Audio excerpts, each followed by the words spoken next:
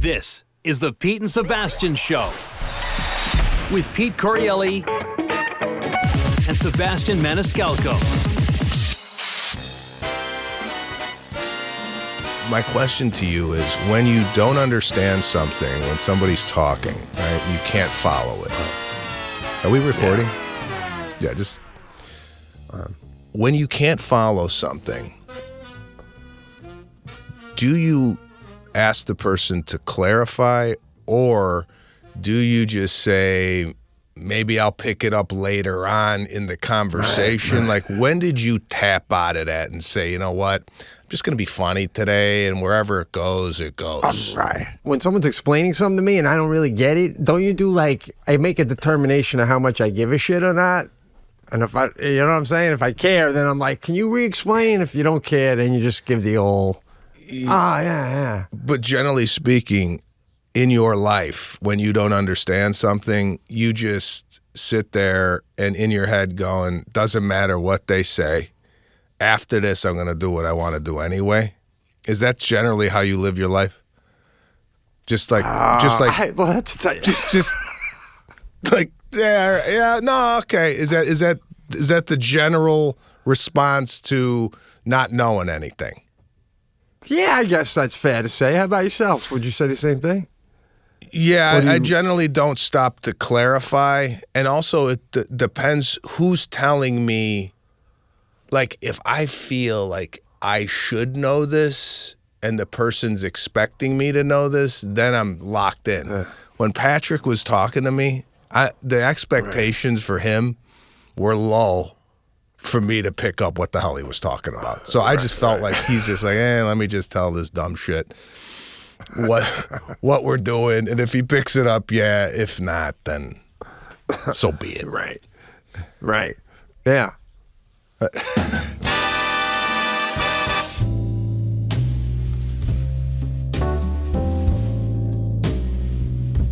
If I felt what your dad was felt on a daily basis, would I be like, Jesus, how you walking around, Mr. Maniscalco? Right? My father's threshold for pain is that of a POW. Oh, shit. Oh, God. Oh, he just learns to live with it, right? Just as long as I get a bread and some water every day, I ain't complaining. Yeah, he just had he's just had prostate surgery. He just it's like his body looks like war. You know, it just after a big battle, you look at the landscape, and that's my dad's body. Bicep in his elbow, prostate, his back is humped. He's got a scar in his chest from the quadruple bypass. I mean, there's just wounds of war. But he's still, he's still on the battlefield going towards the enemy with the gun. Even the enemy's looking at him like, Jesus Christ, look at this guy. How the fuck's he doing this? This is unbelievable. But it's true. At a comedy club, you should have the opener do 10, headliner comes on, and then the middle comes in for the wrap-up.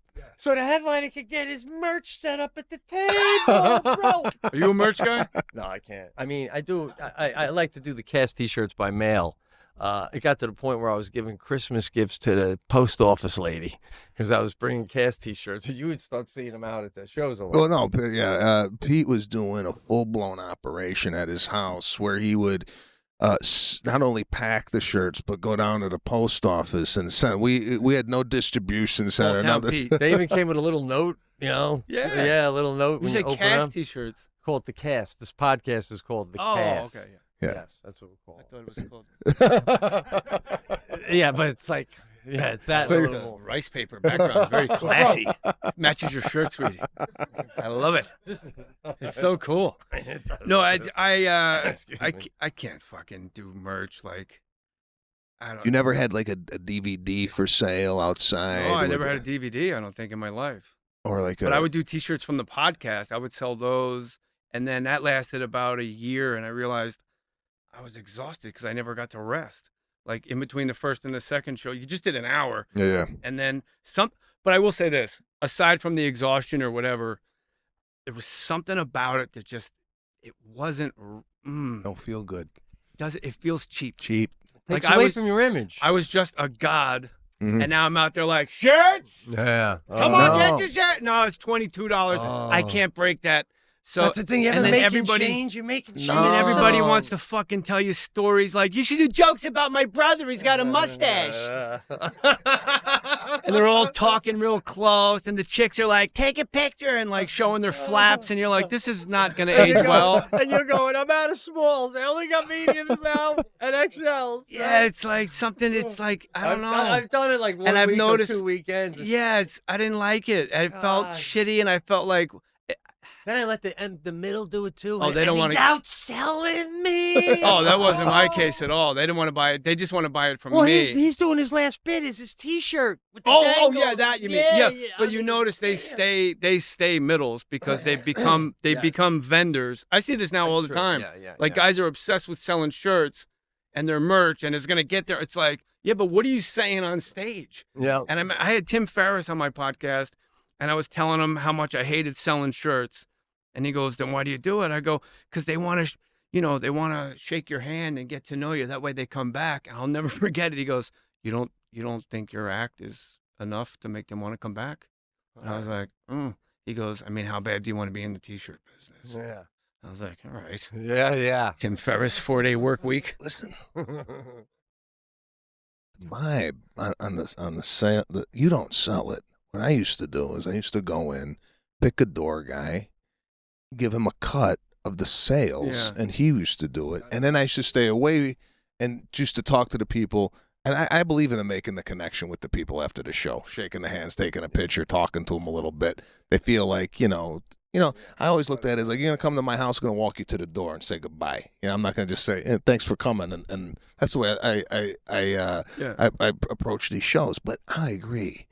I did it once, and I'm sitting there breaking hundreds and looking at it, I go, what the fuck am I doing? It becomes a madhouse. Yeah, it's embarrassing. And then people are just standing in line to tell you something. God. Yeah. And you just see $20 over their shoulder. Like, Yeah. Oh, hoping you're gonna get. Yeah, Exactly. and you should walk away because it's too long to wait, and you just lost the sale. you should sell shirts with the Chevron logo. It's like, what?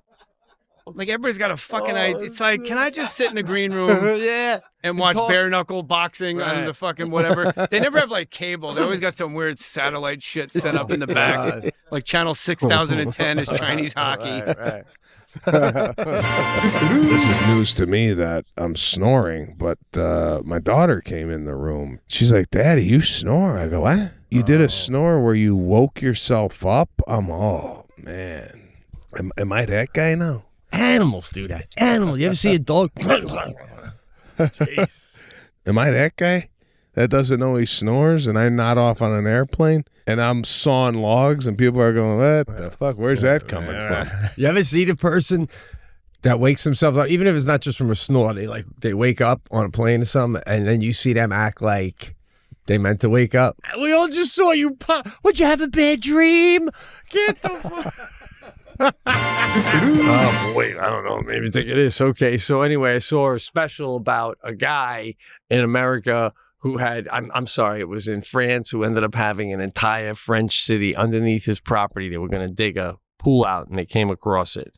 Now, my question to you is, you're doing work on your home, maybe by yourself, or you got someone with you that you can trust. You come across a point where you hit something and you dig down and it's an old coffin.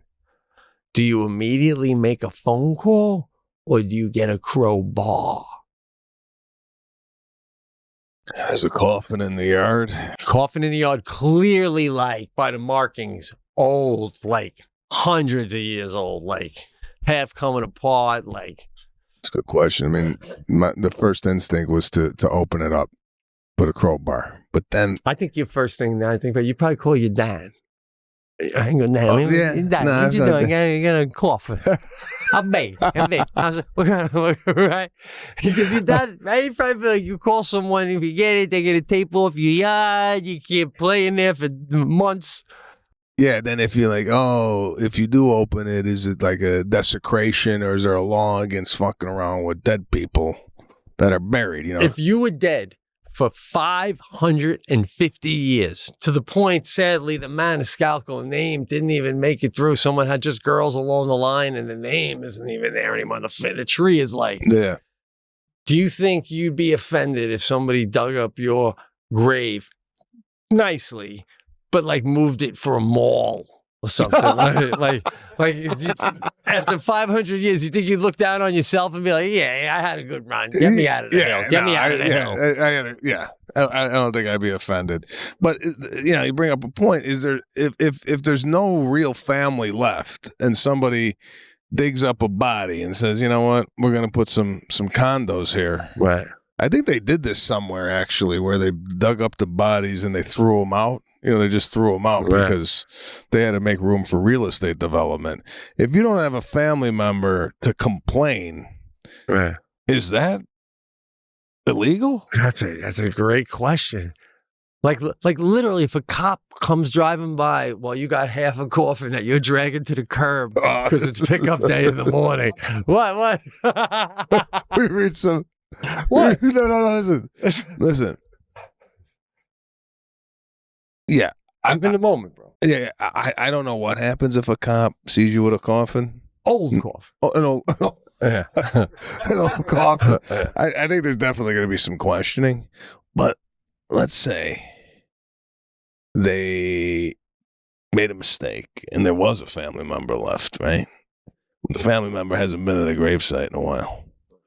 And they go to the gravesite and it's a multi-use facility with condos on top and like a Chipotle in the bottom.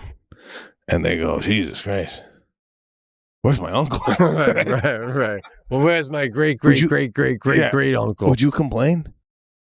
First, I call my lawyer to see if financially, if I could get anything out of this. If he said no, then I'd be like, well, then forget it. I really don't care. But you're thinking of a great game. How crazy is this game? You know how they have storage wars? Well, when a graveyard has been around so long that we need the land back, they do storage wars for graves. Like, so they read the tombstone, and then we go, can I get a start? And someone goes, $55. So for $55, Mike gets whatever in the coffin, right? And then someone goes, when did he live? He was in the Revolutionary War? 125. He might have been buried with the coat and the sword. You know? So, right. And then they dig it up. They're like, oh, we got a wedding ring. Oh, wedding ring. That's a great question. How much money do you think is buried in the United States in these coffins? Your average cemetery, you got to figure, no, I'm serious though. You know, you got to dig one of these up and someone's buried with like a musket from like, what does that go on? What does that go for on the antique market? I mean, Jesus Christ. And if you were selling the musket, do you give the backstory? You know, like let's say you're at an antique show and someone goes, where'd you get the musket? Where'd I get the musket? Fucking dug up a grave. In Fredonia on a Tuesday night, because we got some graves from the Revolutionary War. And they're like, yeah, like, that's interesting too. Like, what if somebody said to you, someone's rich, right? And they give you a special gift, and it's Napoleon's hat. And they're like, you're like, how'd you get it? And you go, we know a guy that we work with that digs shit up. We dug it up. I don't know. I'd say, oh, God. It makes you wonder, like, Michael Jackson, what do you think he was buried with? You don't think he was like maybe one of the gloves, bro? Seriously, I'm not even trying to be a joke. I don't know. Maybe like that nice sailor thing that, look like a captain's jacket with the shoulder blades. He could have been buried in maybe the Billie Jean outfit, just with the hat. Shades and the shades. And the shades. I don't know, bro. That's a great question. Great question. If I walk by a tombstone and I almost start to relive that person's life in my own head. Look at me. Bro, I do that. I know what you're saying. I'll see a husband and wife and then a baby that died like in 5 years that's buried there. I'm like, that was their baby. It died after 5 years. And I look at their tombstones and go, they must have been so sad. I got a whole life for this person just on the tombstone alone. And then I start like seeing what people brought. Oh, he was in the war, because they'll bring like a medal or something. Oh, he was then I got him in a bunker in Nam with bullets whizzing by him, and then he came home, and then he died shortly after the war. Shortly after the war, that means he could never readjust, probably drinking a lot of whiskey on the back porch, cursing, kicking the dog. Oh, yeah. I could almost see happy faces at this funeral. Right? Your grandparents are in a mausoleum, so can you open that drawer? It's not like the body's laying in the fucking wall. It's still a coffin. But you can slide it out, flop it open. Yeah, I don't know who the hell's doing that, Pete. But how does that end? You go in the ground, you eventually kind of turn into the ground. You're in that thing. Somewhere down the line, somebody's got to make the decision, like the town supervisor, go, just tear down the fucking mausoleum. We need a parking lot. We got the new mall. Like, it's not a happy ending. That don't decay. If you took a coffin that's 100 years old that was in the ground, are you saying if you dug it up, is the coffin intact? I say it eventually disintegrates, the dirt collapses on it, and even if you dug up that area after maybe 100 years, there's just like the red sweater you were buried in or whatever you were buried in. That's my guess. No, I mean, I'm no coroner. No bones. Bones and dirt, and you got to brush them off to see if it's a bone. Not like, I feel like you open that thing, I could still smell your grandmother's perfume, guy. I don't know. I don't even get the wall. What's the purpose of the wall? Again, I saw in Stallone, they just slid Mickey in, like, third row, 4B, Yeah. Like a lockbox. Safety deposit. Yeah. You got your grandparents in a safety deposit box, bro. You're going back tonight. Going back. Oh, you're in a red eye tonight? Yeah. Okay. Yeah.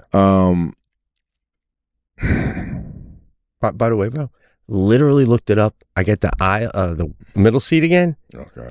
I literally have to have less coffee before I get on the plane because of my seat. Isn't that crazy? I can't even enjoy a cup of coffee before I fly because I don't want to keep tapping the aisle guy because I got to pee again. Oh, I thought because you wanted to sleep. I'm not going to sleep no matter what. I mean, I'll try to doze off. I don't know. I'm going to try and watch a flick, but I got a flick recommendation. I want to get ahead of you. What do you say? Yeah, no, go ahead. Give me the record. The movie's called The Wave, but here's the thing. It's a movie. It takes place in like some town in Norway that is right next to a glacier, and this is all true. The glacier broke apart once, and the whole town flooded, and it's going to happen again at some point. And when it breaks away, it's going to cause a giant wave that's going to wipe away the whole town. And they have a whole alarm system set up so that they have time to know. And that's all true. We go to put it on. It looks great. Starts up. Subtitles. I didn't realize that. So right away, Jackie goes, no. And I'm like, let's give it a second. I go, sometimes we can't even hear what the people are saying in our movies anyway. At least now we can read it.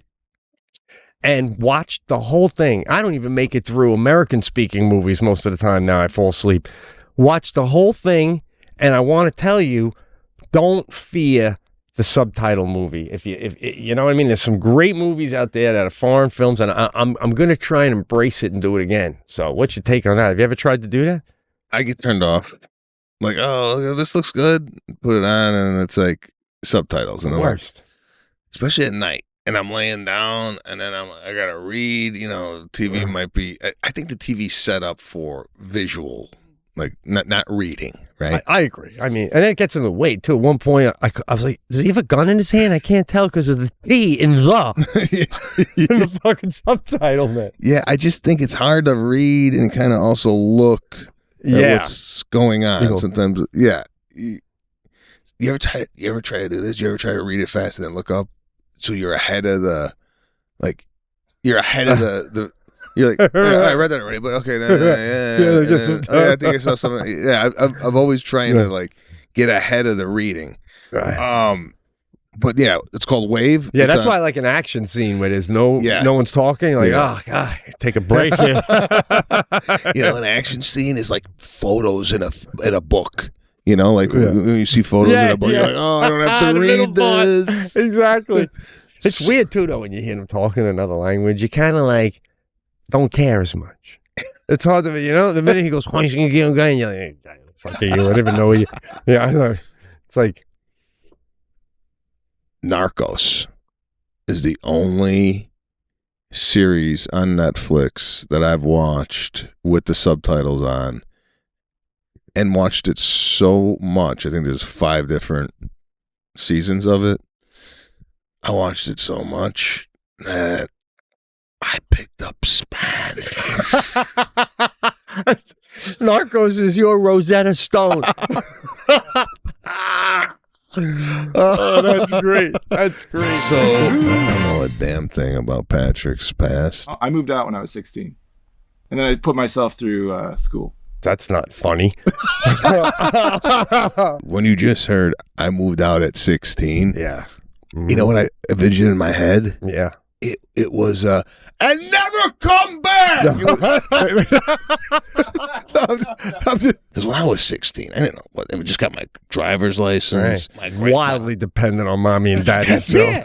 Yeah, it was like they were doing, they feeding me still. When I was 16, my mother she used to make pre-made sandwiches on Monday. And whenever you wanted a sandwich, you just go in there and get. My friends would be like, bro, pre-made sandwiches, who gets this service?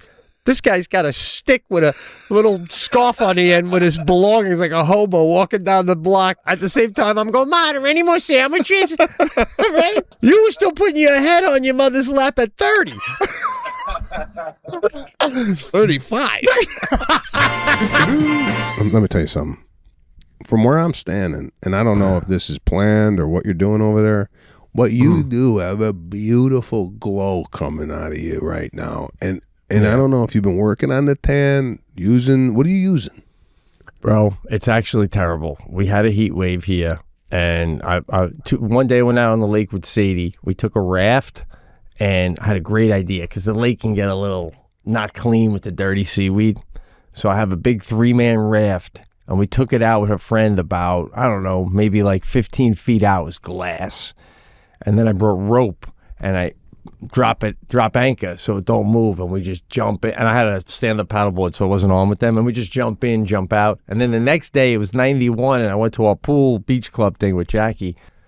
And at the end of the day at the beach club, 91 all day, and I go to Jackie, Jesus, I didn't even put sunscreen on. That's a little cocky. And she was like, well, everyone was in and out of the pool, wasn't staying on any of us anyway, it was coming off constantly. So this is just all irresponsible, good old-fashioned sunlight hitting the Italian skin, doing its thing. Sadie's like, Dad, you're getting burnt. I'm like, no, I'm not. By morning, this will be beautiful. See, that's the I got the same thing. I was in the pool this weekend over here, and then my wife is like, hey, put the sunscreen on, you're gonna get burnt. If you're not Italian, you just don't know what the body could absorb when it comes to sunlight, right? And they get nervous because they don't have this olive complexion that we have. And I feel that, I don't know, I feel like everybody else that's out in the summer is at a disadvantage when it comes to tanning. Yeah. No.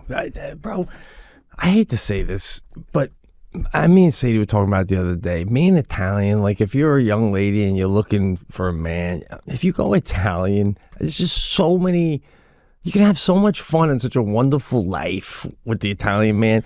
But the problem is it's probably not going to be long. It's like we're like a good movie that you wish lasts longer. You're like, God damn, that was a good movie. Damn it. We're a lot of fun. We don't need sunscreen. We're always eating good food, laughing, getting deep tans in the summer. We usually don't make it past 75. But boy, it's a fun 75. So, and it's just another perk, bro. Like, honestly, 91, my dad never used sunscreen. He's like, that ain't going to put me down. Something else will, but that ain't going to be it. How about your dad? I just don't see your dad going, who's got the Coppertan 50? I just don't see your dad saying that. Nah. I don't know what the fuck happened to his skin. I don't know. He's putting on, he looks like a mummy at the pool, bro. He don't even rub the He don't even rub the sunscreen in. He's at the point now where he just puts it on one swipe and it's just white. Everything's white. Right. Wow, man. If your dad from Sicily's putting on sunscreen, I gotta stop putting it on. No, I do too. I think sunscreen definitely. I want to put a sunscreen on. It protects me, but lets a little bit of sun in just to give the skin just a taste. Yeah, but I've done that. Yeah, you ever go with like a certain level of protection, and then you come Hold on, home? bro. Your fucking arm, your right arm is glowing, bro. Your right arm, the forearm. No, yeah. Oh, in the light. Sorry. Is that his left arm? Yeah, this is my left arm. Yeah. Oh, okay, your left arm. Well, put it back down again the way it was. Oh, right, bro, the striations and the vascularity with the tan, unheard of. And you don't see this. I'm telling you, you don't see a lot of people getting the undercarriage. The undercarriage is tan, bro. Did a club. A feature comes up to me. He goes, I know you don't sell merch. Do you mind if I do? You know what he's selling? I swear to God. And this is the only thing he's selling. Wooden spatulas. So they're all different kind of shapes and stuff. But some of them, I guess the handle got too thin. It broke off the head. He's selling a spatula for $20 or just a head for, whatever you feel like giving. Bro, holy flea market. This is exactly what I'm talking about. Like, show business has this open that nobody's regulating who walks in the door, right? There's no more features. There's no more middles. That doesn't exist. They all just stay in their basement and make videos. And if one of them hits, then they go out and do some 30-minute glorified shit monologue and call it stand-up. And the fact that this guy's at your show with your name on it, selling cookware. You go play a club on the road. Used to be the feature was like the hot gal or guy playing that town on the bubble of leaving town. Now it's the opposite. That guy with the spatula is on the cusp of working at Home Depot. He's going the other way, bro. You gotta like vet the people prior to getting there. And here's a shout out, Todd Glass. You know him? Yeah, very funny guy. What I heard, and I got to verify this with Todd, this guy used to come into a club. He brought his own candles, and he had them lined down the stairs. He had like candle-lit stairs. I go, holy. What a nice touch. Show business, not spatulas. So my father, he's all of a sudden become some type of food critic. As if he had a 4-star Michelin restaurant 10 years ago. We were at this restaurant the other night, and the chef came out to our table. And he said, you guys like olive oil? I got a really nice special bottle of olive oil. Small batch producer, only 200 bottles made per year. Let me bring some out. Poured it. Yeah. My dad tried it. And nah, I don't like it. And I'm like, what do you like? Kirkland? Like, this fucking guy brought olive oil out from Tuscany. And my father is like, no good. So maybe your dad's like, I don't do the game anymore. I'm gonna say it's good because you told me it's from Tuscany. I'm gonna taste it, and if I don't like it, I don't give a fuck if Jesus pissed it out. All right, I'll tell you the truth. First of all, your father grew up in Italy, so like Oh, come on, bro! Don't give me this bullshit with my father grew up. My father didn't grow up eating premium olive oil. He grew up in a small town in Sicily, wearing a diaper for a bathing suit. It was. I go to the front desk, and there's a lady behind a bulletproof glass window. She tells you everything you need to know, right? A Russian woman, like she spoke like the Russian, and she tells me it's $111.75, all included with tax, $111, right? So I pay, and then she's like, smoking or non-smoking? The fact that you still even got smoking is like, so I go non-smoking, but I say it in a way like, I'm sure my room's not going to smell like smoke. Yeah, right. Yeah. Now, I'm embarrassed to say this, but I had already paid, and she gave me the key, and it's like, you remember the old plastic shaped like a diamond, and it has your room number on it, and a little metal key, and the room number is like, it's room 33, but like the 3 is worn out from so many people grabbing this key to go fuck.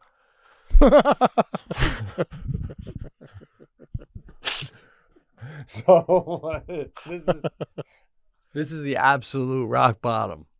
I take the key and I turn to walk away. Guy walks in. Irish dude, right? Blue eyes. Like, I just remember him. He wasn't a little loser. He was a construction guy, but he was a good looking dude, right? And I only say that because, you're judging other people staying where you're staying. And I hear him say as he goes up, he says to her, hey, yeah, just a short stay. I'm like, oh my God, this is a place you get a room to fucking bang. By the hour. By the hour. God, bro. And then, and he goes, can I get one of the different rooms than the normal ones? So she goes, yeah. So now I pretend, this is so pathetic. I should be leaving now, but I'm listening to the conversation. And on the wall, they have a giant wall of missing children, right? So I'm pretending to like try and remember the faces. So maybe I'll see them out there at the supermarket, right? I'm looking at the missing children, but I'm really just listening to the conversation. Because I'm like, he goes, can I get one of the other rooms? The other ones you use? So I'm like, she's got a whole section that's just for the day use fucking, right? I need to hear what I know. And she goes, how about 28? And he goes, oh, that's good because I was in 27 last time. I'll try 28. I'm like, I'm in 33. That's probably still in the fucking section, right? That's only like 6 rooms down. Oh my God, I got a day room. Gross, right? God. Oh God. I go up there. It's as gross as everything, Patrick was just showing us. I even called Jackie, and I'm like, this is so nasty. What the fuck am I doing? I'm not going to get any sleep. And she goes, get your money back. Go to the freaking Holiday Inn. I go, it's 5 miles down the road. It's 10 both ways. Give me a guy. They're not going to give me my money back. It smells like smoke so bad in there, right? And then I go, they're not going to give me my money. She goes, well, your mom is only a half a mile away. I'm sure she's got extra blankets. Why don't you go to your mom's and get some blankets and a pillowcase and bring it back there? Dude, that's literally like calling out to your dad when you're getting eaten by a shark. I'm 50-something years old. I'm going to go to my mom's. I need a sheet because I'm staying in such a shithole that I need one of your sheets. Oh my God, by the way, I'm over 50. Thank you. See you in the morning. Oh. So I'm not doing that, right? So as I go to sit on the bed, I hear like a crunch. Now, I already whipped off everything. I whipped off everything but the sheet, and I wrapped a shirt around the pillow. It was like so. But I hear a crunchy sound so I lift up the pillow. The entire mattress is covered in a thick plastic because so many people probably do so many gross things on this mattress that not only do they change the sheet, they probably have to whip off the plastic, hose it down, and then, you know what I'm saying? It's keeping the sheet from getting wet from whatever people are doing on this thing. Yeah, it was a top. It was a top under a sheet. Yeah, it's so when the blood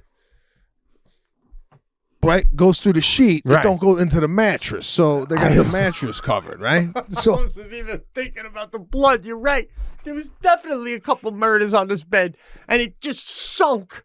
So the sink in the middle of the bed, just let you know, this thing is like from 1974. This is when this bed was put in. And it was like a hammock. And I just laid on the very edge. Bless you. I was up by 4 a.m. And like the only thing was like, you're just sitting on the edge of the bed, able to smoke a doob right in there because no one's gonna charge me for smoking. But it was so gross. Didn't shower. Even brushing my teeth, I used bottled water. It was like literally, Guadalajara. Are you laughing or did you sneeze? No. Patrick held in a sneeze. Let's talk about that. You ever tried to hold in a sneeze? No, I never have. My sister used to do that. It drives me nuts. It's dangerous, bro. It's dangerous. I feel if you hold in a sneeze, it could stop your heart and you could literally fall over, right? Absolutely. Something could burst. Yes. You could have an annual, what do you call it, like a cyst or a clot, and you hold in a sneeze, pow! You just popped it. There you go. Whereas before it was going to slide right through your body, right? Do a hard jerk. It's no good. It's like, I'm right there with you, bro. I just saw someone with it this past weekend. I met him backstage at a show, and it instantly makes me think you're cool. It's like carrying a surfboard around, but not. You know what I mean? Just the fucker. I mean, I don't know what it's gonna be like when you're 52, but when you're younger and you got that, it's like I travel, I make love to beautiful women. I dive off of cliffs, like not knowing if there's rock underneath the fucking water. You know, like just I live that kind of life. Yeah. Well, here's the flip side to that. I You didn't got go to to be a college. yeah, that could mean other things. Heroin, rehab. No college, couple kids I never see. And they're not even on the tattoo. They didn't even make the fucking sleeve. He's got 2 kids and they didn't even make the sleeve. Now, when you did that scene, was it the scene where you were saying to De Niro, was it my birthday? I mean, that was that who? We're brothers. Yeah, we're brothers. Yeah, we're brothers, right? We're brothers, right? Was that? So ironically enough, that scene was kind of directed by Joe Pesci because he would come over and tell me what to say. But I didn't know the hierarchy of the set. So I don't know if I should be listening to Pesci and not Scorsese, but I just basically did whoever came up to me, I listened to. And how many takes did you do? And how many takes, like, do you even ask afterward, like, to other actors, like, you've done more than one movie, so, like, do you go, like, how many takes if you're in this amount of takes, you're officially not doing well, and we got a fucking problem? Like, if they go take 16, you might get fired by Wednesday. Yeah, I didn't ask that, but I did know that Scorsese really knows what he wants and doesn't do a lot of takes. And he's extremely helpful if he's not kind of getting what he wants, telling you how to get there. So there wasn't a lot of takes. I don't know what a lot of takes is. I mean, I don't know. I was like, all right, we're doing this again. Right. And I always thought I was getting fired. There was a moment where De Niro, Pesci, and Scorsese got together in a huddle. And I was like over here. And I'm like, oh, should I be in that huddle? Like, I was afraid to go over and go, yeah, what's going on, guys? You think I should, But I thought the huddle was like, all right, you guys know any other Italian actors in a 5-mile radius we could get over here? Like, you're going to lead into the huddle and go, what are you guys talking about? They're going to go, you. Yeah, so, it was a good experience, though, for me, being on that set and being with those guys. But that was the most nervous. I didn't sleep two nights prior to starting that movie just because I was. Now, was your character wearing black in that scene? And did you tell them you might want to put me in black? Because if not, by the end of take 1, there's going to be rings down to my fucking armpit here. No, I prepared with the Botox. Oh, that was a heavy Botox. Heavy Botox. Oh, yeah. Double up on the syringe. I'm going to work with Scorsese. And then then we're back to the answer to that. There you go. That's why he's in black.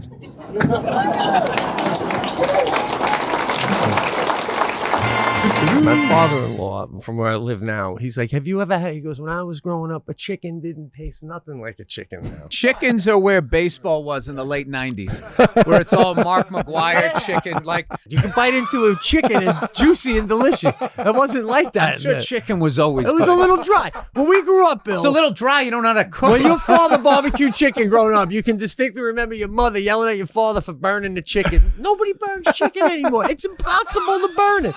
It self-stops. Have you ever been on stage more than an hour and a half, 2 hours? I mean, I think one time hours? I accidentally was on for an hour and 40, and then I felt bad. I was in England, and I had and I was doing warm-up gigs for a bigger gig, and I was just, I was getting close to like doing a special, so I had what I wanted to dump, and then what I was going to replace it with, and it just became this double album that no one needed to hear. So like I've only done that like one time, but I'm like. I always have like 2 outs at the end of my act. And if I feel they're still in it, but if I feel like it's starting to get like, leave them wanting more is one of the great, like, you can't have them. The worst is when you get, you're seeing like getting up. Like, that feeling of, like, all right, man. That mutual thing where they're looking at you, you're looking at them like, it's time. Yeah. We've tried every which way to make this a magical. Like a couple's date. Yeah. The checks come, you've had dessert, there's the coffee, and it's like or you're pitching a show. There's that, you got to sense those moments in life for people. Like, I think it really affects, getting invited back to perform, to do stand up, or to pitch a You're show. right, just like, man. Because Yeah. you have almost in your head, like mentally, I'm trying to tell them, remember all the fun we had 20 minutes ago? We had a lot of, right now, we're not dismounting with the same magic we had earlier. But remember the earlier. It was a lot of fun earlier. Well, Damn. It's a relationship. There's ups and downs. We're gonna Right. You're just going to throw it away? But when you're doing your shows, do you have a set amount of time? You're like, all right, I have to give these people X amount of time, like an hour and 15 or hour and 20, or does it just every night? It could be 110, it could be 120. Are you trying to give them a certain amount where they leave going, oh, okay, that was? I can feel when they're getting to all right, we get it. You know, you tell jokes. When right around then I thank them for coming out, and I go into the closer. Thank them coming out, gives them a break. They get okay. Here we go. So the people have hope. Okay, I'm wrapping it up. Okay, and then you give the jerk offs the chance who want to beat traffic. Those assholes who the whole time were fucking like this anyway because they didn't want to go, but their chick did, or vice versa. They can get out of there, and then you just do your thing, and then then you get out of there. I've never done the here's the last joke thing, and I think after hearing that explanation, I think it might work because I'm just doing it, and they're like, okay, it's when is it coming? And it's like a surprise. Wow, it's over. Yeah, and some of them are relieved, and some of them are wanting more. It's just I guess you got to feel. It's a courtesy too as we get older for the bathroom situation. If you're giving me this amount of time, it's letting me know, should I go pee now, sit back and really enjoy the clothes? Yeah. Or should I went and saw a legendary comic one time. He did 2 hours. And I left at right around an hour and 30. I was like, I just can't fucking. I don't think people could sit through I can't sit here anymore. Mentally, you get tired if you're really trying to listen too. I think that and I remember he was a legend too. So people were kind of like, what it was I was with Nia and I was go, all right, you leave first. Just leave your coat. So people think you're going to the bathroom. I'll take the hit. And then they left. This is a long time ago, so no one knew who the fuck I was. So then she left, and I grabbed both the coats, and I just remember the people. Because this guy was, I wanted to see him. He's a legend. He's not from America. I went to go see somebody, a legend from somewhere else, and the person was amazing and everything. But I got it. Yeah, I got it. It was becoming like a jam band. You know what I mean? Where it's just like, is this fucking song ever gonna end? My God, how about a fucking different something? I like the move though. Leave the coat behind. I'll come with both coats. Because you gotta take the hit for your wife. That's it. You go out and everybody just thinking you go, powder your nose, and then she was leaving, and then I get all the dirty looks, and we went outside. We were just laughing. I just was telling Sebastian because last week my wife and I went to see right by us Chautauqua Institute, the school place, and Bonnie Raitt. We went to see Bonnie Raitt, and her, I don't know how well you know, but a big hit is "Make Me an Angel That Flies to Montgomery." It's that's Bonnie Raitt. Yeah, well, she covers it, and she's got the most famous Let's cover. give him something to talk about. That's second biggest How hit. about love? Yes. You think I don't know what fucking redheads are doing in this business? That's right. She's never sent me a thank you letter. She's always viewed me as competition. Do you have a P.O. box? No, but that was something I was thinking about doing so that I could really open it up to cast listens. Because actually, some of them got some stuff to me now. This is so pathetic. It's almost a joke, but it's not a joke. When I get a package from a cast listener, I have Sadie open it and I step away. I tell her, I go, there could be a live snake in there. And we always joke about it. But I always do. I take 3 feet back and let Sadie open that shit up. She's got a better immune system if something comes out and bites her. We shake it. We hold it up for ticking. Oh my God! What is she like? The presidential tester? She's tasted food before you eat it. She's like what the hurt locker. I want to get into Christmas Eve here at our house.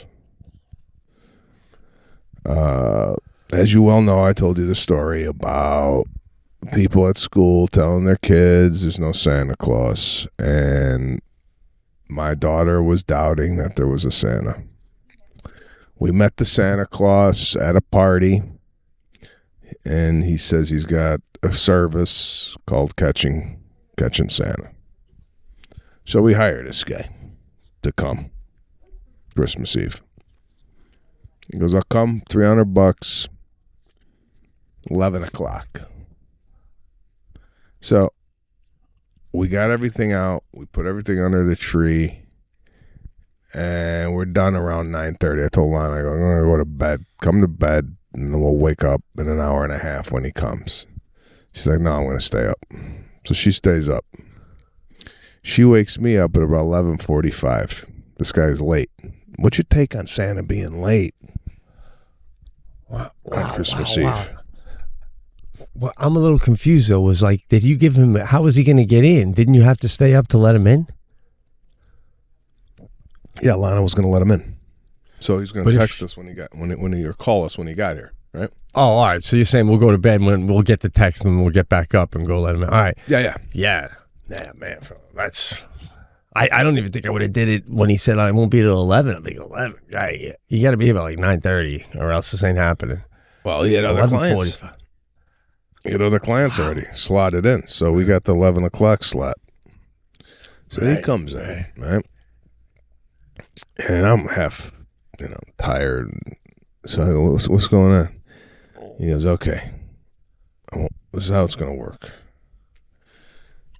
I want you to come out and videotape me. Don't wake up the kids yet. Just videotape me putting stuff under the tree, okay? And then I'm going to tell you when to cut. You'll cut it, and then you'll go get the kids, right? So, and then he's got this thing orchestrated. He goes, I'm going to be putting down the gifts, and then I'm going to act like I hear something. When I pop my head up, you guys go behind the wall. And then I'll start, eating the cookies. I'll pop my head up again like I'm being watched. And then you go behind. This guy had the whole thing. Oh. I said, okay. We go in the room. We wake up Serafina. The look on her face, bro, it was worth $300,000. The look on her face because we came in. She goes, Santa's here. She got up, in a sleep, but like it was the face of like joy, but still coming out of a sleep, right? Yeah. She goes in, wakes Caruso. She's like, Santa's here. Caruso gets up. He goes, I'm good. He could care less. Bro, Santa's in the living room, and I ain't gonna see this guy. I'm sleeping. Yeah. I love it. I love it. You wake me up for this shit. I go back to sleep. So he gets up, and Lana's trying to coerce him to come out, and then he's like shaking his head, and he goes back to bed. Right? Yeah. He didn't even come. He didn't even end up coming. Oh my God, I love it. My question is, if you're at a sporting event and the camera comes to you, do you do a... I can't tell you what it is, but I can tell you it should be an attempt at humor because that's what I do for a living. I think you should stay on brand. Maybe I pull the chain out, do something like that. Oh. What do you do? But I'm like, hey, oh, that's way worse. That's, what that is. It's not. That's Tom Petty. Tom Petty. And right here, the man himself. There he is. Oh, right next to your guy. Oh, wow. What did you do that on purpose? That's my favorite, and that's his favorite. Isn't that crazy? MJ right next to the man. Look at that. What do you think's in the glass? It was really impressive to see your music acumen displayed at the What does that get you? What does that really get you? I mean, it's like I know a lot about rock and roll. I love it and read all about it, but do nothing with it. And I got to tell you, man, I was flabbergasted in the sheer size of this warehouse. Yeah, me too. Housing everything from guitars to cars to books, microphones. I feel like Walter Cronkite right here. The Russians are coming. Anything with the music industry, and you had a couple favorites. Yeah, oh, absolutely. One was the Jim Morrison bomber jacket. Hayden, come here for a sec. Lindsay, I need your help. Before the guy comes back. slap one of these around me. It's like I'm getting a hug.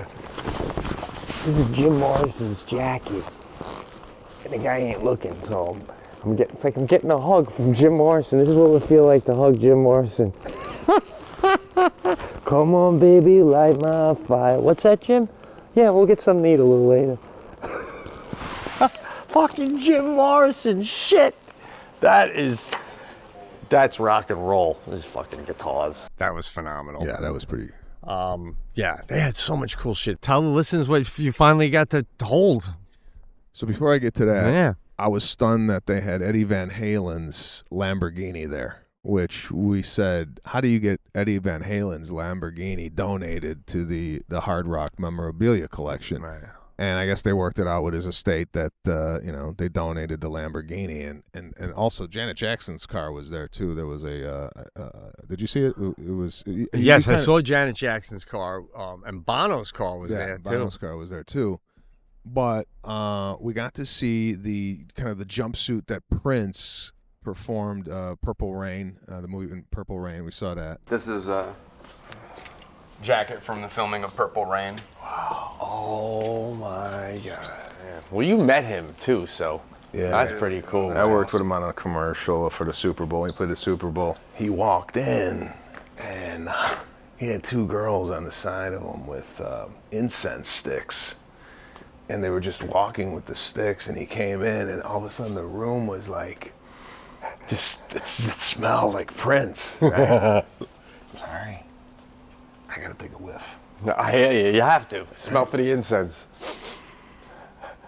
Nothing. I thought he would have had just a scent that lasted for life. Like once he got into something, Little guy, huh?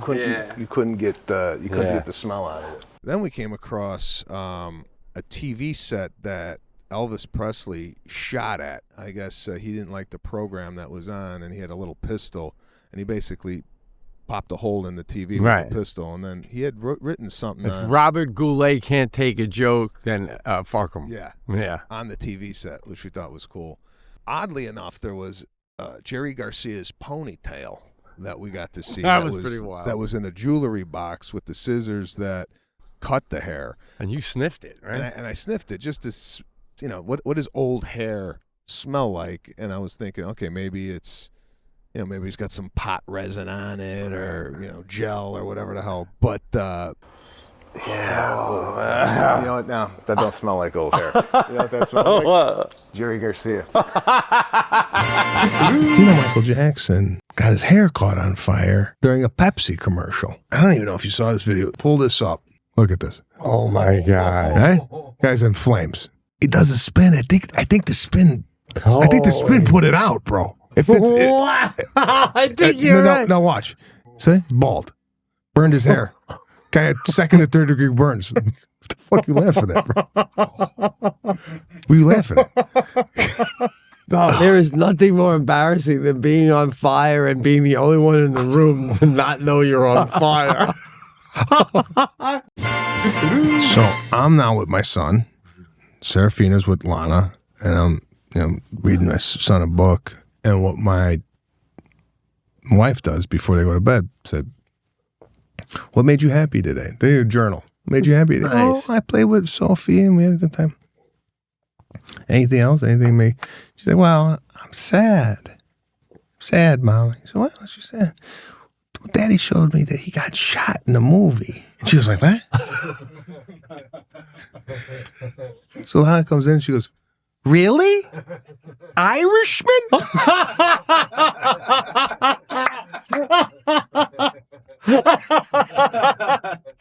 said, "I know, I fucked up. Oh shit, that's great! Oh my God! There's a TV set embedded in the seat in front of me. Yeah. Right? Do you ever watch movies on that thing?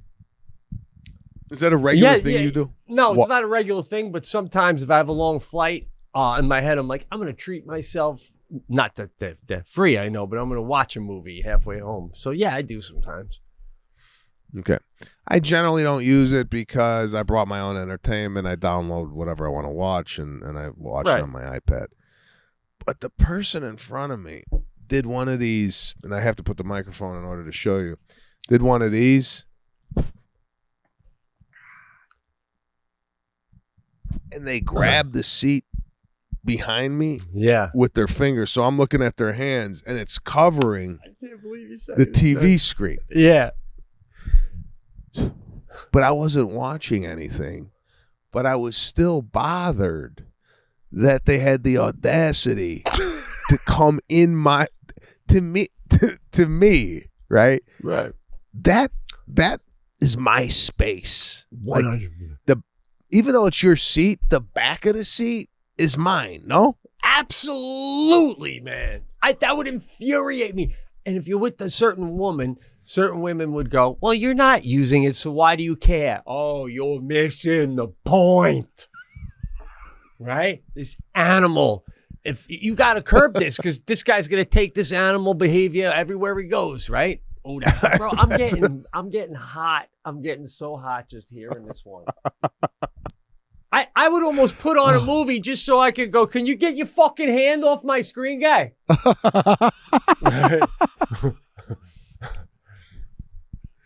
And here's another one that I wanted to throw by it. I'm in the aisle. Guy's next to me, right? Yeah. It's a 4.5 hour flight. How many times is too much to get up and go to a bath? I guess I'm asking you, how many bathroom allowances do you get on a flight if you're sitting at the window? At the window. How many times could you?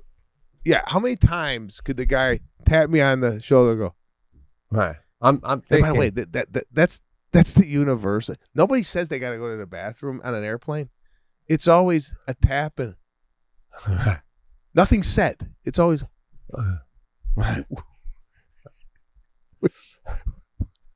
And the people, and when you're someone they got to get past, everyone instantly always goes, oh, no problem, and they undo it, right? No one ever goes like, because they always go, you mind, like you say, right? And then you go, no problem. Imagine just looking at the person and go, you just went an hour ago. No, not yet. If I could get the answer from Garcia, that's the answer. What does he even have for breakfast? Why am I so amazed? I got a whole list. Does Andy Garcia work out? Andy Garcia, you understand what we're saying? Where is Garcia with Splenda, Sweet and Low? He might not even put milk in cereal. Even his ice cream is probably just vanilla. Vanilla. That's it. No toppings. Nothing. No toppings. How does Andy Garcia enter a pool? Do we do a jump, a dive, or do we go over to the steps and do the slow walk down to disappear under the water? Come up with the hair back. He don't even go into the pool. Bro, we got a lot to get into. Guys, this is a monumental day here. This is unbelievable. On the Pete and Sebastian show, we have... And guy, I gotta tell you, before we even get into it, bro, we just bringing this up. We thought you would just need we didn't even ask you if you needed it, but right away he knows what to do. Look at this. Bro. He goes with the brown. I knew he'd go with the brown, sugar. I go with brown. So I just want to prepare you. You're going to get complimented a lot today. All right. It's going to be awkward, Andy. Yeah, it's going to be awkward. Mr. Garcia. Yeah. Oh my God. Pete, what do you think? I got to see how he'll tell you that. We need to know. We need to know how you drink espresso. We have the pinky up or not? Yeah. Listen, let's just brass tacks. You're the coolest person I have ever seen or known and now met in my entire life. I do things in my life and I think, how would you do them? All right? I mean, and you're not letting me down in any capacity. It's unbelievable. And now I'm going to be professional and not make you feel uncomfortable the rest of the show. That's one of us. Didn't know you could lick the espresso spoon, but now that Garcia did it, I can lick the foam off the espresso after the stir. I thought I had to. Beautiful. Learn as we go. Listen, the fact that you got a pocket square on for a podcast is... I don't think I've ever seen that on a podcast. God. And the fact that this thing just lives in there, it never comes out. I don't care what it is. It's just it was sewn in.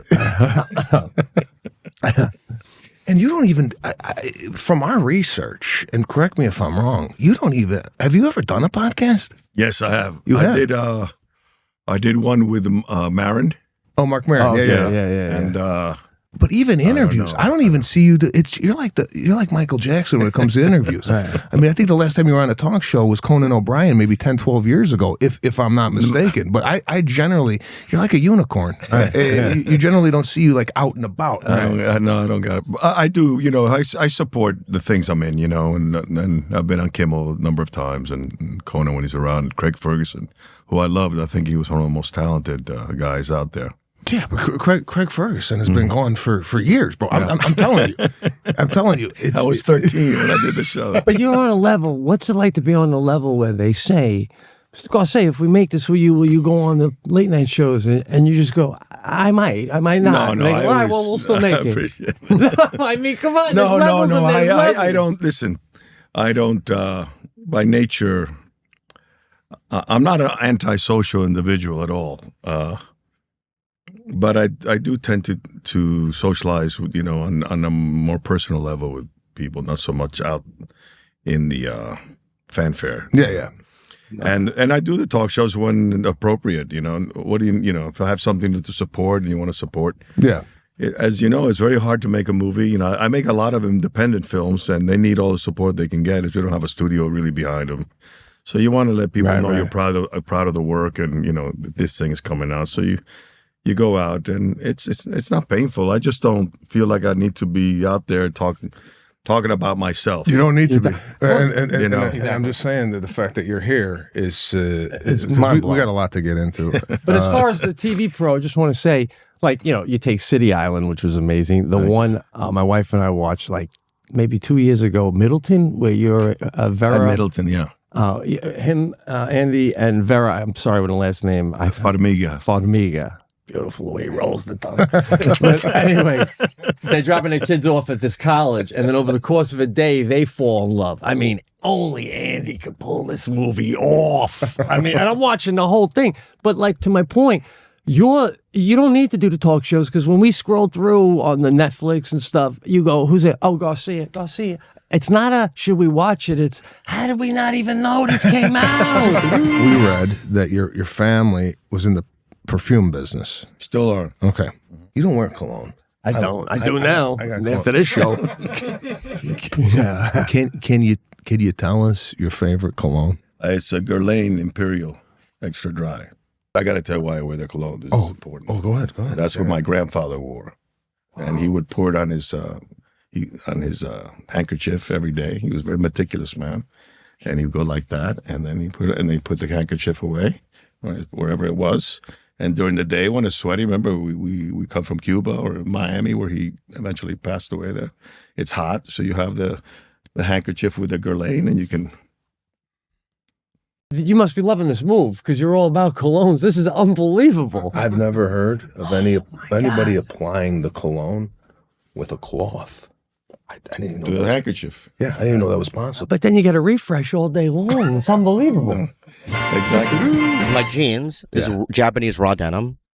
I've never washed these, and I have these for 4 years. So I don't wash things. If I smell them when I throw up. No, but the reason why you don't wash, Japanese raw denim is because see these lines and stuff. This is what you want, like a really good fade. Like this is too clean for me. But anyway, let's move on. So these were I don't wash things. These were washed last Wednesday. So yeah. Now, how do you keep them clean then? You don't. No, Well, you there's put gotta be them, a well, there's certain- two certain- things you can do. You can put them in the freezer to take the smell away. I'm sorry. One Or- second. Hold on. No, One second. You put them in the. I'm sorry. If I went in your freezer, right? Yeah. And there's ice, and you go, hey, you want a cocktail? And I say, yeah, no, I have a scotch on the rocks, and you go to get the rocks, and your jeans are next to the ice. I have two right now. I leave your house. I have two denims in my freezer right now. Yeah. Is there any ice? There's a tray under my jeans. I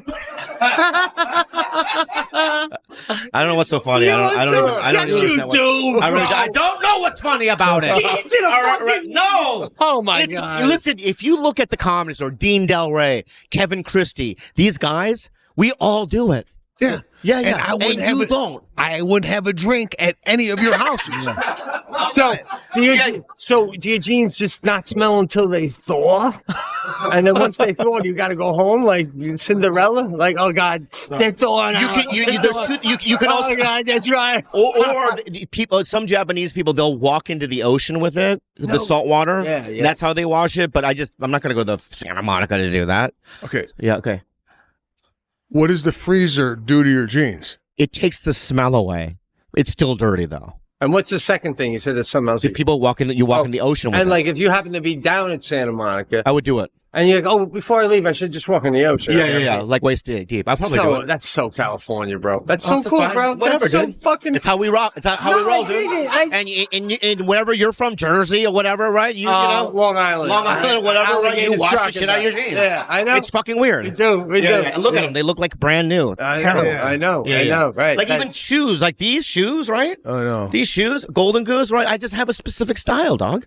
I know, You know? I'm not. These I'm are not, $700, pal. I'm not. Do you ever? Do you ever? Oh, okay. $700. Yeah, pal. Google it. Boom. I'm not saying. I'm not low class. I think that's what you're accusing me of. God, you're I'm high class. Not man. getting my vibe at all. Made worn T-shirt. I'm man. loving the Expensive, man. entire style. This is like a $12 outfit you got. To you, I totally get it. Or Abercrombie, wherever you Totally get get it, it. or TJ Maxx I know. or whatever. You know But what I mean? nobody minds standing next to me on a bus. By the way, every night I hear him tell somebody who works at the Four Seasons how he used to work at the Four Seasons. Hey, last night it brought up a great story where I thought Van Damme was walking out on his bill. Oh my God, that's right. That was hilarious. When I started at the Four Seasons, I was fresh out of Chicago. I came in. Before you get into that, we were talking to the bartender about like famous people, and I was saying, what if like a guy like Tom Cruise came in, ordered a bunch of drinks, and then just left without paying? Would you like run out? So Van Damme came in, and I'm waiting on him and the two other guys, and they got up to leave, and they went into the driveway. You know, the bill was there, unpaid. No one signed for it, no credit card, nothing. So I took the bill out, and they're like talking in the driveway. And I go, excuse me, I gotta pay this? And Van Damme looks at me and goes, I'm greedy. I'm walking my guests out. I go, yeah, but nobody paid. Like, hey, this guy could kick my head off. And I'm going, you want to pay this? Because I just started. I don't want to get fired. Do you walk around with a confidence because you I think you have a brown belt? I don't have an ego about how cool or tough I am. I'm 58 years old. I'm like, the reality is, I can hurt somebody. I'm not afraid of anybody. How many people are you afraid of? Most. Yeah. You're the kind of guy, though, that like, if I get out of a car and I'm coming at you hot with my words, I back off. I know right away that's some martial arts shit. I'm like, right, get back in your car, man. It's all good. I'll be honest. Have you ever woken up a day in your life and knowing you have this skill, like just think to yourself, I'd love to kick the shit out of somebody today. Every day. I live in L.A. Yeah. You throwing out the first pitch later today? Well, if you want to get into my attire right off the bat. Well, you never dress like that, you know? You never dress like that. You know, ever. It was one of those, I don't know if you've had any of these moments where you're looking at what to wear, right? You go to your closet and you got your shirts that are always on rotation, right? Right. Uh-huh. And you got shirts in the back that you go, you're never really back there. They probably could be donated, right? Yeah. And I got some drawers with some T-shirts in it. And it's the first two drawers. I decided today, let's go see what's in the third and fourth drawer. I never go in there. Right. I pulled it open. And there were some Bulls jerseys, but they were sleeveless. And I'm not going to show my fucking detached biceps here on the show. Right? Right. And then I came across this. Okay? Now, I never wear a jersey. Right. So I said, you know what? Let me switch it up a little bit. And if someone is passing by the Instagram feed and sees a Cubs jersey, maybe that will give us some viewers. I don't know what else to do. Okay? Oh, shit, bro. I hear you. I don't even... I don't know what else to do. Our clips are hilarious. The shows have been incredible. I just, you know, I just don't know what. Maybe I'm a right there fucking with you, Jersey bro. will do it. So I don't know, all man. right. Well, it's gonna, you know, next week it could be a winter jacket. We'll see. I don't know what's gonna do it, but right now we're going with the Cubs. So go ahead. I'm sweating already. Are you sweating? Now, you know, I had a whole bit I was going to do about the Cub thing with you. Now I can't because now you're saying you're doing it to give views. Go with the Cub. Hey, listen, the last You got time I to wore think. this, You're at an age now. You got to start thinking about passing away and what you're wearing. You know what I'm saying? You're not 30 anymore. And I'm just saying. I try to be, and I've learned that from you actually, because when I started hitting the road with you a little bit, I've noticed that you never take a day off with your outfit. I mean, at least as far as, in your opinion, how you want to look. You know what I'm saying? And I'm like, and we were talking about going out and making videos. And I said, sometimes I wanted to make videos, but I look terrible, you know? And you go, that's why I try to look relatively okay whenever I leave the house. Because if I have to make a video in an impromptu moment, right? So I'm like, I should be doing that. I should be, you know, and Jackie's always on me. She's like, you walk the dog, you look like you're homeless, man. The dog looks better than you. So I'm like, I got to look nicer, you know, like this, just a little more present. And then, you know, you got to start thinking about, if you go down, what are you wearing when you go down? And like, that's not you, bro. That's just not, that's like boyish. There's nothing boyish about you. It's throwing me off. It's throwing me off too. And the reason I'm doing it, I said, is I needed a change from the same old shit. Forget the viewers. They don't know it. They're going to someday. Forget them all, bro. They're missing out on a goddamn masterpiece of a show / cast here. It's like, that's what I've come to even with stand-up. I saw the other day. I'm sorry, I'm interrupting you. Go ahead. No, go ahead. I just got my hand up because I'm cocked and ready. Go ahead. Right. I saw the other day a clip where Sam Morril, this younger comedian who I really like. This guy's fucking funny, man.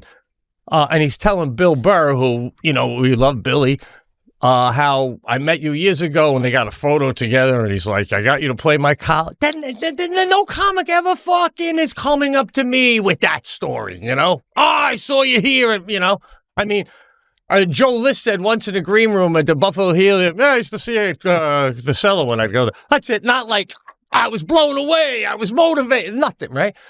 And then I just come to this is how I calm down. I come to the realization that they all missed out. Anyone who didn't see me or didn't see how great I was, they missed out. That's their loss, not mine. And that's how I feel even more so about this cast. Anyone who's not latching onto it, who doesn't see it, it's their loss, man. You know? That's how I sleep at night.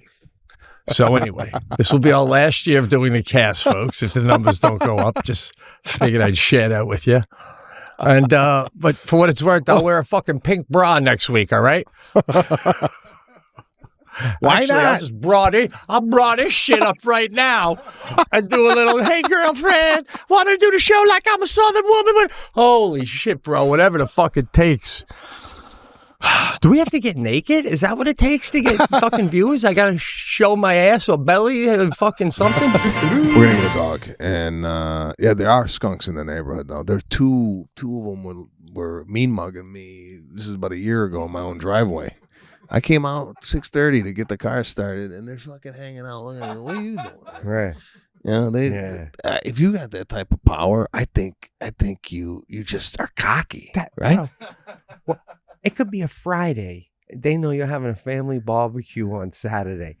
I could let out one gland and ruin your whole party. Just boop. Gotta cancel the whole thing. Or take it indoors. That's not what are you gonna do? Oh God! 2 glands? You ain't having people over for 3 months if I let 2 glands out. Forget it. You sweating right now? Did it get warm in here? No. Huh? I tell you, I was looking at Bill Burr's head yesterday because I was sweating. And I was like, oh, shit, is he shining? Is he getting damp? Right? And I'm looking at your head right here on the top left corner, and I'm seeing a little reflection of the light due to some dew, right? I know. You're not hot at all? No, I just got fucking hot, bro. Bro, You know what it might be? I think you're getting hot flashes like a suburban housewife. It's the meat. I'm getting early meat sweats, bro.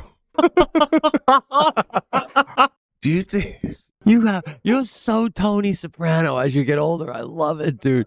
The way you okay? Unbelievable. More people watch that than anything in the history of the world. Yeah. More people saw you in sweats. It's sad. Yeah. I want to talk about Everything. I'm dying to hear it all. I'll stop interrupting. Well, I got the tickets. Yeah. And the shows, by the way, I saw the Watt brothers came. Freaking guys are awesome. You look like a ballet dancer in between them two, which made me feel better. No. You ever think you're bigger than you are? Yes. Right before that photo. I thought I was like, oh, okay, I'm like a decent sized guy. Yeah. Right? Yeah. And then I was around them and I saw the photo and I was like, I'm a child. Dude, it made me realize I'm not even as big as the kicker, right? Because I've seen the kicker next to Watt, and even he's bigger than that. I know, you are a child. Well, you bring up a great point. The punter and the kicker, when I see them on TV, I go, okay, that's me. Right. If I was in a helmet, that's what I would look like. Right. No, you wouldn't look that no. way. These guys are giants. Who else came to the show? Because there's so many stars in town. So I met Sean Payton. He was the quarterback, or not the quarterback. He was a quarterback. Coach of the Saints. Was he now? Is he Denver? He's back at Denver now, right? So he came back, really nice guy. Who else was there? I met Wally Johnson, New York Jets owner. He came back. Woody Johnson. Woody Johnson. Wow, man. That's pretty damn cool meeting Woody. Yeah, I mean, he's part of the Johnson & Johnson empire. Oh, they got spanked during COVID, man. Couldn't give that shit away in the end. They made a vaccine, too. Nobody wanted it. Remember that, man? Right. They tried to send it to Haiti. They didn't even want it to Haiti. Fucking waving the helicopters away. We'll take our chances chewing on tree bark. I forgot they made one. I know, bro. Even now, like I had eye drops recently because trying to get the red out, and I'm like these things, and I noticed it said Johnson & Johnson, and like it's a tainted company. In my head, I'm like fucking tap water. So they took a hit, man. Why do you think we stuck with Zach Wilson this year when Rodgers went down? He's like, I'm tapped out. Nobody's buying Johnson & Johnson products. Yeah, they thought they were going to get vaccine money. Holy shit. Yeah, man, we have vaccine money. Oh, man, we'd have we'd have Josh Allen backing up Mahomes if we had that vaccine money. I have a cast list, and this is pretty wild, but she's sending me photos of her and Michael Jackson as kids. It's her. And she's like, I knew him well. I've friends with him. I've been to the ranch, all that kind of stuff, right? But the main reason I'm calling you is because you and Sebastian might want to rethink your love of Tom Cruise. I mean, have you heard about whatever? I don't even remember what you're saying, but something with Scientology and this, that. And I literally just wrote back, you just sent me photos of you with Michael Jackson at his house. And you're telling me not to talk about Tom Cruise? Good day. I mean, Jesus, you know? It's like having tea with Hitler and looking over going, don't hang out with that guy, he's a dick, you know? It was nice. It was nice to be in Las Vegas. But again, then sometimes I feel like even in Las Vegas, I had a movie coming out in the theaters, right? And in Las Vegas on a Saturday, I was just in my room, just in bed, you know, just giving the body a break. You know, I wasn't out partying or this, that, and the other thing. I think sometimes in life you feel like you should be doing one thing, but your body and your mind is telling you you don't need to do that. You know, you don't need to. Exactly. Yeah. It's crazy too when you get older, how like it changes like what you want to do. You know what I mean? Like I've had, because like again, I try to plan it so like I'm kind of home a lot in the summer. I really dig it, and I've been home now, same sort of thing. And I'm getting in a groove where I can't stay awake past 10:30. Jackie's like on the couch going, "What are you serious?" Sadie had a sleepover yesterday, as I said. I was struggling to stay awake because I thought it would have been too embarrassing for the girl, Sadie's girlfriend, to go home to her parents and say, Mr. Correale went to bed before us. What the But because on the flip side, bro, the birds start chirping where I live at 4:30. I noticed that. That's when they start right before dusk. So once they start chirping, I get so excited because I've been getting up at 5 in the morning, and it's my new midnight. You know what I'm saying? When I was 20 years old, I had to be out at midnight. Now, at 50, I got to be up at 5. It's beautiful. It's like I'm fucking Mary Poppins walking around an empty street, like just me and the birds. So, So is your routine, when you get out of bed at 5 a.m., right? Nobody's up. Yeah. You throwing on a robe? Are you a robe and slipper guy where you go out? Right. What's your morning look? My morning look is normally I slide right into a pair of comfortable jeans usually or pants. I just, but in the summertime shorts. However, lately, I guess for the past month now, I put on a pair of nice sweatpants. I get a cup of coffee. I come back upstairs to my gym. No lifting, just 40 minutes of stretching. Listening to the news on the radio, doing all sorts of stretching, just getting the back and body ready for the day. I mean, literally, it's like, it's what I do every day, bro. Just unpack it, man. Even when I get out of bed now, I do a rollover onto my stomach, and then I slowly sit up, on my hands and knees, like if you were going to give your daughter a ride on your back, like a horsey ride. And then That's take the way you are in bed? Wait, hold on. Wait, whoa. Yeah. That's You're how on I your wake hands up. and knees. Jackie's sleeping. She's sleeping. And you're doing a horse move on your side of the bed?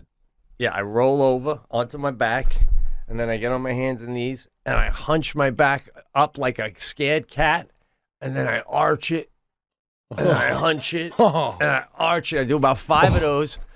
Then I slide out both legs onto the bed, off the bed, but I take each leg in my hands and manually. I'm my own nurse. So I'm not even doing leg work yet. My hands are carrying my legs to the foot of the bed. Then I lean up and I use the back of my knees to balance against the edge of my bed, and I do 4 or 5 arch stretches. And then I take my first. Then I grab my pee jug and I walk into the bathroom and empty it. Oh God! And then I check my ARP card to make sure I can get a fucking whatever. I don't even know what ARP card is. It's just for old people. Yeah, and then I go get my coffee and I stretch. So it takes me an hour just to be. I'm like Phil Necro in his last season of pitching. What am I eating right here, Don? Okay, so I'm this gonna is pretend I'm on The View. Yeah, so I need. So what am I eating here right now? And Trump is a dick. So this is our 24-month prosciutto from Parma, which is what we bring in from Devo Diete, which is one of my favorite producers of prosciutto in Parma. Like American, you go from Deva to Dueda. And someone in America goes, oh my God, get my credit card. It's from Dueda to Dueda. The fuck is that, guy? No, I don't know what you said. So 24-month prosciutto, burrata from Puglia, sun-dried tomatoes we make Burrata from what? Puglia, the birthplace of burrata. Where's It's common knowledge. Puglia is a The town? ankle of Italy. What? The ankle of Italy. The ankle of it. I'm not going to whip my foot You up. get mad at me though, No, like because you're like we're in Italian. Italy and we're talking about Milwaukee. Do that again though, because it's so pretty, man. Like I wish, like even if I was a kid, my mom was making me a tuna sandwich. Just present it with me with all these lies. Go. It's a fucking prosciutto for 24 months in Dubai, and meanwhile I'm biting into Starkist. That's fine. As long as you say that before I bite into it, just sounds nice, right? Before we even clicked on here, you were looking at your bicep. And I noticed, just on a quick glance, that you might have a ruptured bicep, particularly on that left bicep. If you wouldn't mind showing that to the viewers. All right, am I? I want like. Let me see. Let me move the mic. You know what? You know what you do? Don't make a muscle. Oh yeah, it's gone, bro. It's right bro, there. Yeah. I'm looking at that the other day, and I'm in the mirror, and I go, Jackie, you see that indent? And then watch this. When I make the muscle with it, it's weird. It's like oh yeah, that's fucking it. Lou Ferrigno. Look at that. You see that last little? Look at that. So, and when I first started noticing that, bro, like I started noticing that when I threw out my back, and that emergency doctor gave me a week's worth of steroids. He's like, they help with the inflammation. I'm so dumb with medical. I go to Jackie, look at the steroids. Look at what it's doing to my bicep. I go, now I know why dudes take this shit. I go, I just took one a day for a week, and then, you know, apparently it had nothing to do with the steroids, because then I see that dimple, and what does that mean, bro? What are you telling me? What does that mean? It means that we're bonded. We're bicep brothers now. What happened to it, though? It snapped. It ruptured. It's gone. And well, what do you mean? I still lift stuff. Everything seems, I mean, not weights, but like life. You only lose 10% of your strength when you lose one of your tendons in the bicep, and you lost the short one. You didn't lose the big one. The big one you'll notice if that rips off, you would definitely feel it. My father has that. My father's bicep is in his elbow, right? So if the big one snaps off, that goes low. You would definitely notice that. But yeah, man, you both have it, and it's funny that you just noticed it, because it's strange. It's like you look at it in the mirror, you're like, what the hell happened here? Because there's no indication of any trauma or like, oh, I lifted up a box and I heard a snap. None of it. Right. No, I just noticed the dimple in my arm. I'm like, what is that dimple? And why is there an extra muscle like hill on my bicep? You know? And then I was saying to Jackie when I noticed it the other day, because here's the deal, bro. I'm trying to moving forward my medical thing at my point, because I don't want to do this with the listeners every week. They're probably like, what's up with these geriatrics? What the fuck? Because I have a list and it was non-medical all day until I saw that. But I'm doing the ignore thing. Like, you know when you're not, there's no blood in your stool? When you don't look in the bowl. You know what I'm saying? That's when you don't know. I ain't looking at shit anymore. And like this, as long as it didn't hurt, I was going to ignore it. But here's the thing. I'm not afraid of getting old and getting an ache here and there. But this shit, this is gross. I don't want to look at this shit, what my body's becoming. This is like, ew. And this is just the start. Dimple in the arm. Get the... It's the decay, the body decay. I'm not down with it. It is the body decay. And it is gross to look at in the mirror when you're sitting there with no shirt off and you're looking at your biceps. But here, this is what I was thinking the other day. Is there a way to enhance other parts of the muscle around the ruptured bicep where it looks like, how can I put this?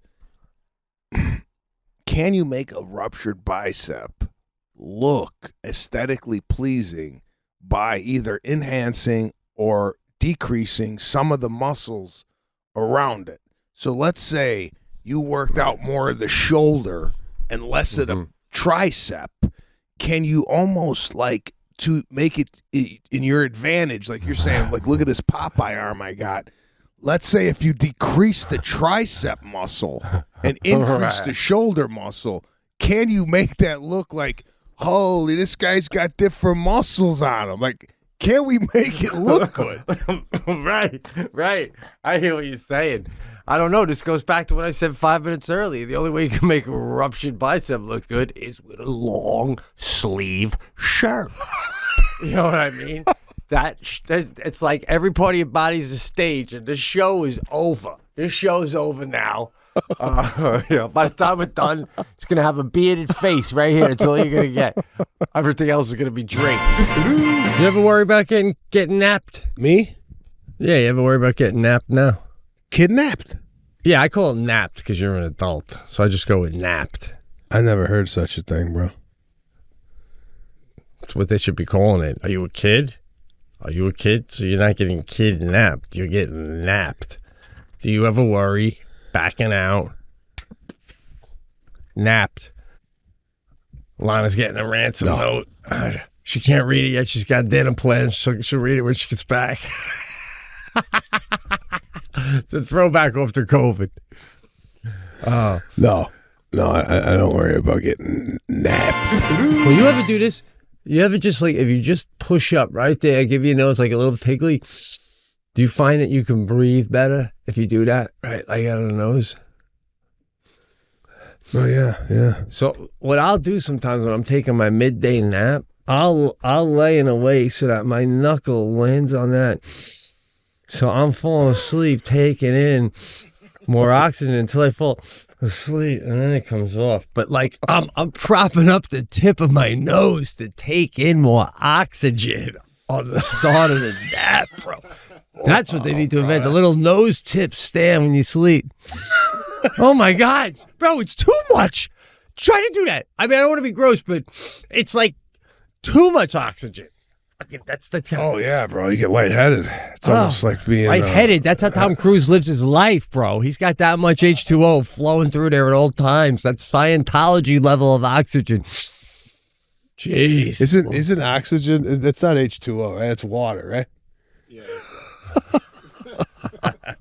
I gotta tell you something that like blew me away today, man. Yeah. Early this morning, I got it yesterday, but I'm home for this week, as I had mentioned. So I'm like putting up a thing in my garage, like a cabinet, right? So I went to, we have a place around here, $110 to put you together the cabinet I wanted, this wooden thing. I'm like, oh, that's perfect. I was with Jackie when we're in there. They got couches now, and they got all sorts of furniture. Like they're expanding their furniture now on obviously a blue collar level for your basic middle American. But the shit's not bad. I'm not knocking it. Now, so now that I'm saying they got a big furniture department, right? I'm picking this thing for the garage, this like wooden stand, and there's a guy in there, and he's got a drill, and he's down on the ground nearby, and he's putting together a cabinet, and he works there. I'm like, oh, is you the one to get this? He goes, yeah, I'll go get it. And he comes back. He goes, yep, we have one in stock. I go, is it hard to put together? You know what? It's not too bad. But I've been here 20 years. This is my only job. All day, every day, I put furniture together, and I love it. And he literally, I'm not kidding you, bro. Jackie will back me. He said, this is my calling. It's what I'm meant to do. I love doing it so much. And he goes, like, this thing here, I have till 5 o'clock to get it together. And in the meantime, I help people along the way. But if you just take your time, you can do it. And you're like, this guy was saying his calling is to put together furniture. Bro, he's got the cordless yellow drill. And after he helped us with the thing, and he went back in, and I was paying, he's over there, and he's drilling here, he's drilling there. He's got a little music going. He's got all the furniture around him that he put together. And a part of me is like happy for the guy being happy. You know what I'm saying? Like the guy he's the start of a little independent movie that if someone played him in a movie, they'd win an Oscar because it's so fucking bizarre. But nevertheless, he's in his little place, and I don't know, man. I just found it fascinating that like what if I had my son, and he's like, I'm happy, Dad.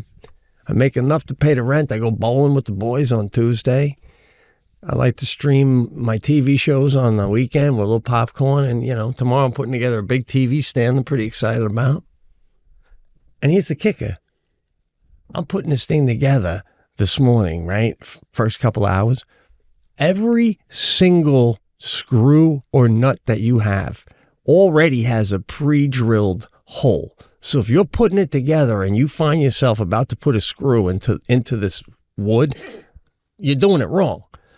So you reread the directions, and then I move the wood, and I'm like, oh, look, the holes line up. And I'm telling Jack, I figured it out. The holes line up. Oh my God, this is what the guy's talking about. I was getting excited. It's like a goddamn jigsaw. Some people like to do crossword puzzles, and I got it now. For a second, I got what he meant and what was enjoyable to him. I thought that was very reflective, bro. That whole story I thought was very reflective. Well, there is some sense of accomplishment when you put something together. You're like, oh my God, I put this together. It really is. But I'll tell you what I would have done. in the situation. And this guy's telling me he loves to put stuff together. It's his calling. You know what I tell him? What? What time could you be at my house tomorrow to put this fucking thing together? So funny you said that. So because Jackie said, you think if you gave him $50, he would come here and put it together? And I was like, nah, I have to give him at least 75. I go, but more importantly, I think this guy's like uses public transportation. Like he looks like a bus stop guy. You know what I'm saying? So like I feel like if I'd have to go get him, drive him in the roo. How you doing? Go go him out to the garage while he's working on it. You want a coffee? You need anything? It's like I was banging out myself. It was brutal, but it was brutal though. In hindsight, it would be nice to have a guy that like always will put that shit together for you. Maybe what I should do, if I buy some there again, pay him to put it together there and come with the pickup, my father-in-law's pickup, throw it in. I'm going a step further with this. I'd hire him as your personal handyman. Anything that goes wrong with the house, you call this guy. Hey, I need my daughter's bike put together. Whatever you need put together, this guy comes and does it. And I'm not saying you can't do it, or I'm not trying to get you away from doing the everyday tasks of a husband or father. However, at this point in your life, Sadie's growing up. She's going to be going off to college soon, before you know it. Right. Do you really want to be spending your time putting a cabinet set together when you could be with your daughter and your wife doing something fun, something enjoyable for just a minimal cost of paying this guy whatever, it's $150, right? No, by the way, $50. $50. Come on. But the thing cost $110 with tax, so I'm gonna double the price of the damn stand just to have them put it together. I mean, then you do it. You know, listen. To a certain extent, I agree with you. Not so much to the point where, oh, he's gonna put it together and I'm gonna go hike the woods with Jackie and Sadie. However, I haven't done a newsletter in a long time. I find myself busy. Am I really that busy? I pay this guy $100 to put that together. I bang out a newsletter. Who knows? Who knows? Maybe somebody sees that newsletter. We got to do a book. Oh my God! Now we got a book deal because I wrote a newsletter instead of putting together this fucking piece of furniture out here. Unbelievable. You know I got to value my own things. See what's worth pawning off to someone else. They do that. I'll do this. And here's the worst part. Welcome to 2024, bro. Welcome. You see these Instagram videos of like, oh, the positivity, and you wake up, gratitude. I don't do any of this shit. I don't write down. I don't write down goals. Do you do this? Do you write down? Oh my goals for 2024. I want to have the podcast be in the top 10. Oh, just because I wrote it on a paper, that's gonna fucking happen.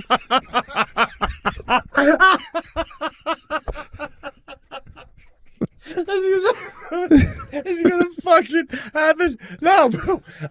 I'm the same way. I don't write goals either because, like, I can write a goal. Like, when I write goals, they're only goals because I got nothing else going on. I can have a goal going, this year I'm going to blah, blah, blah. And then the phone rings. Hey, Kevin, you want to write on my sitcom? Fuck that goal. I'll be right there, Kev. You know? Goals are what you make when you got nothing going on. My goals just they happened just like that. Like that. Yeah. Kevin asked you to do his show.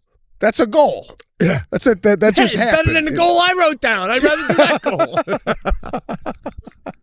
Oh, shit. You were like, oh, I'm going to do a TV show. And then Chuck Lorre says, want to do one with me? Oh, yeah, all right. I was going to do my own, but that's a better goal to do one with a legend like you. We'll do it together. Well, my question is, are all those side effects from the medication what they've seen in multiple people?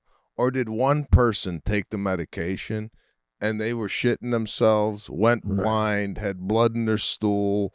You know, like, is that? Could that Yeah, all, right. Could all those happen to you at once, or did they go? We tested one guy, he had blood in his stool, and we tested another guy, he went blind. So put everything that happened on the test in the commercial, or did one person take it and they went, holy shit, this guy's got 17 different ailments.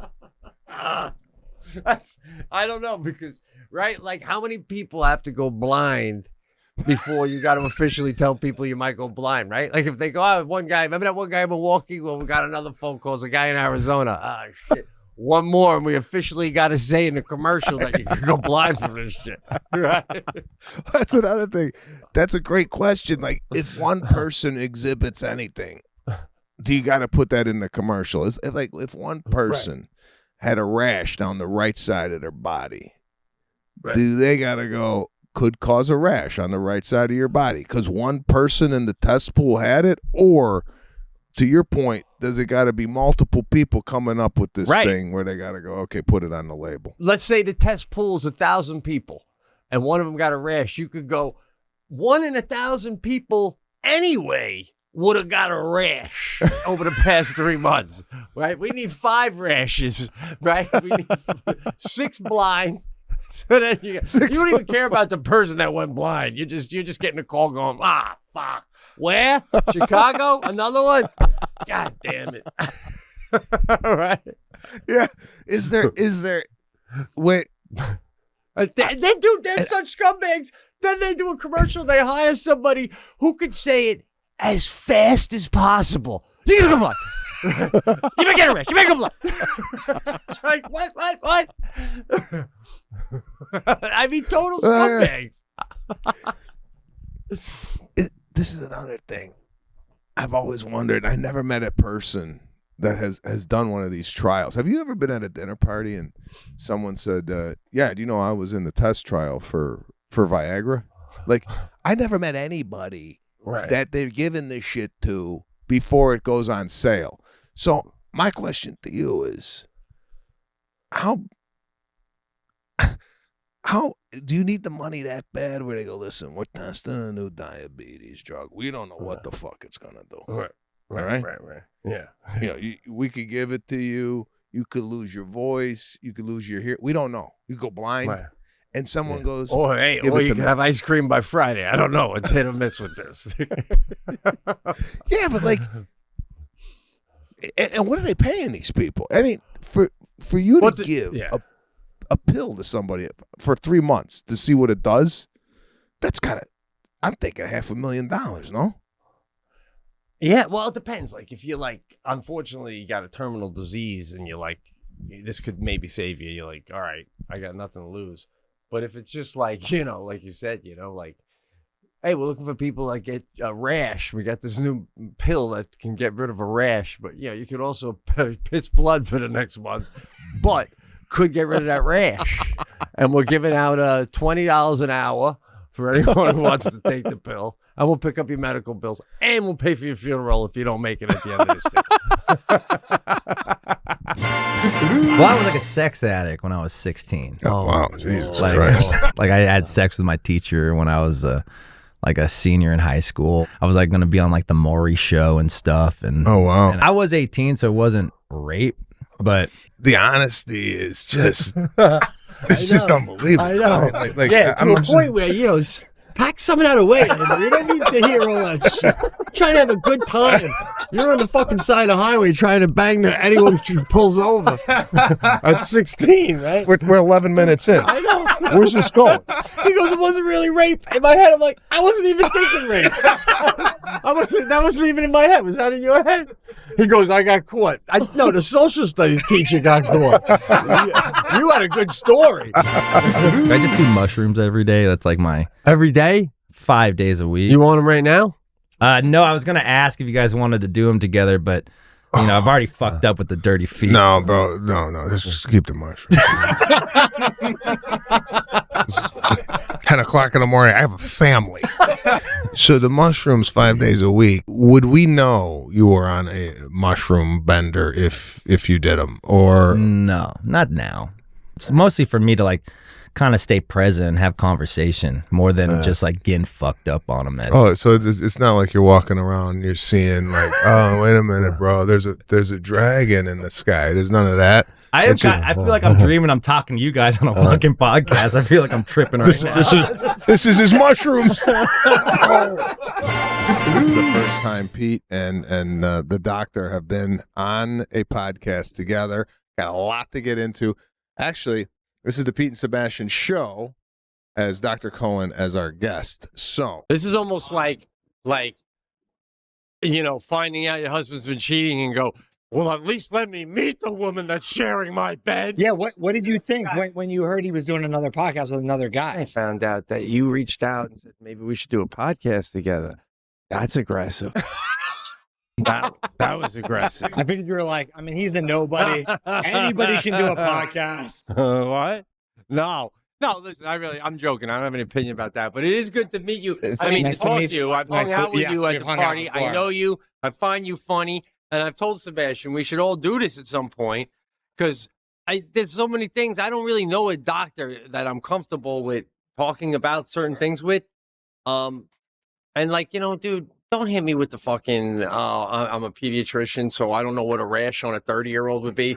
But if it was the same rash as on a 10-year-old, all of a sudden I know what it is. He's exactly the same way. It's a cop-out, guy. It's a cop-out. And do you find that an adult doctor, does an adult doctor look down a little bit on a pediatrician? The way a movie star looks down on a TV star? 100%. They're like, you only see little people. That really exists. But it's not like big people. It's just like bigger things. The way you look down on a vet. No, you know what? Vet medicine is probably the closest to pediatrics, right? Because patients can't tell you what's wrong. You sort of got to figure it out. Veterinarians and pediatricians are very, very similar. When you say they can't tell you what's wrong, like you can't trust that a 10-year-old is telling you exactly what's wrong. Yeah, but like babies don't tell you what's wrong. No, baby. Right? So they come in, they're crying, you got to figure it out. But a pediatrician is with a child till the child's 18. Right. So up until 18, I can tell you what it is. At 19, I'm in the clouds. You're exactly. I'm in the clouds. I mean, that's fucking ridiculous. Is that not? I mean, so we were talking about this I didn't think that's before you came on. It's going to be a bit. I know the wine made it to the room.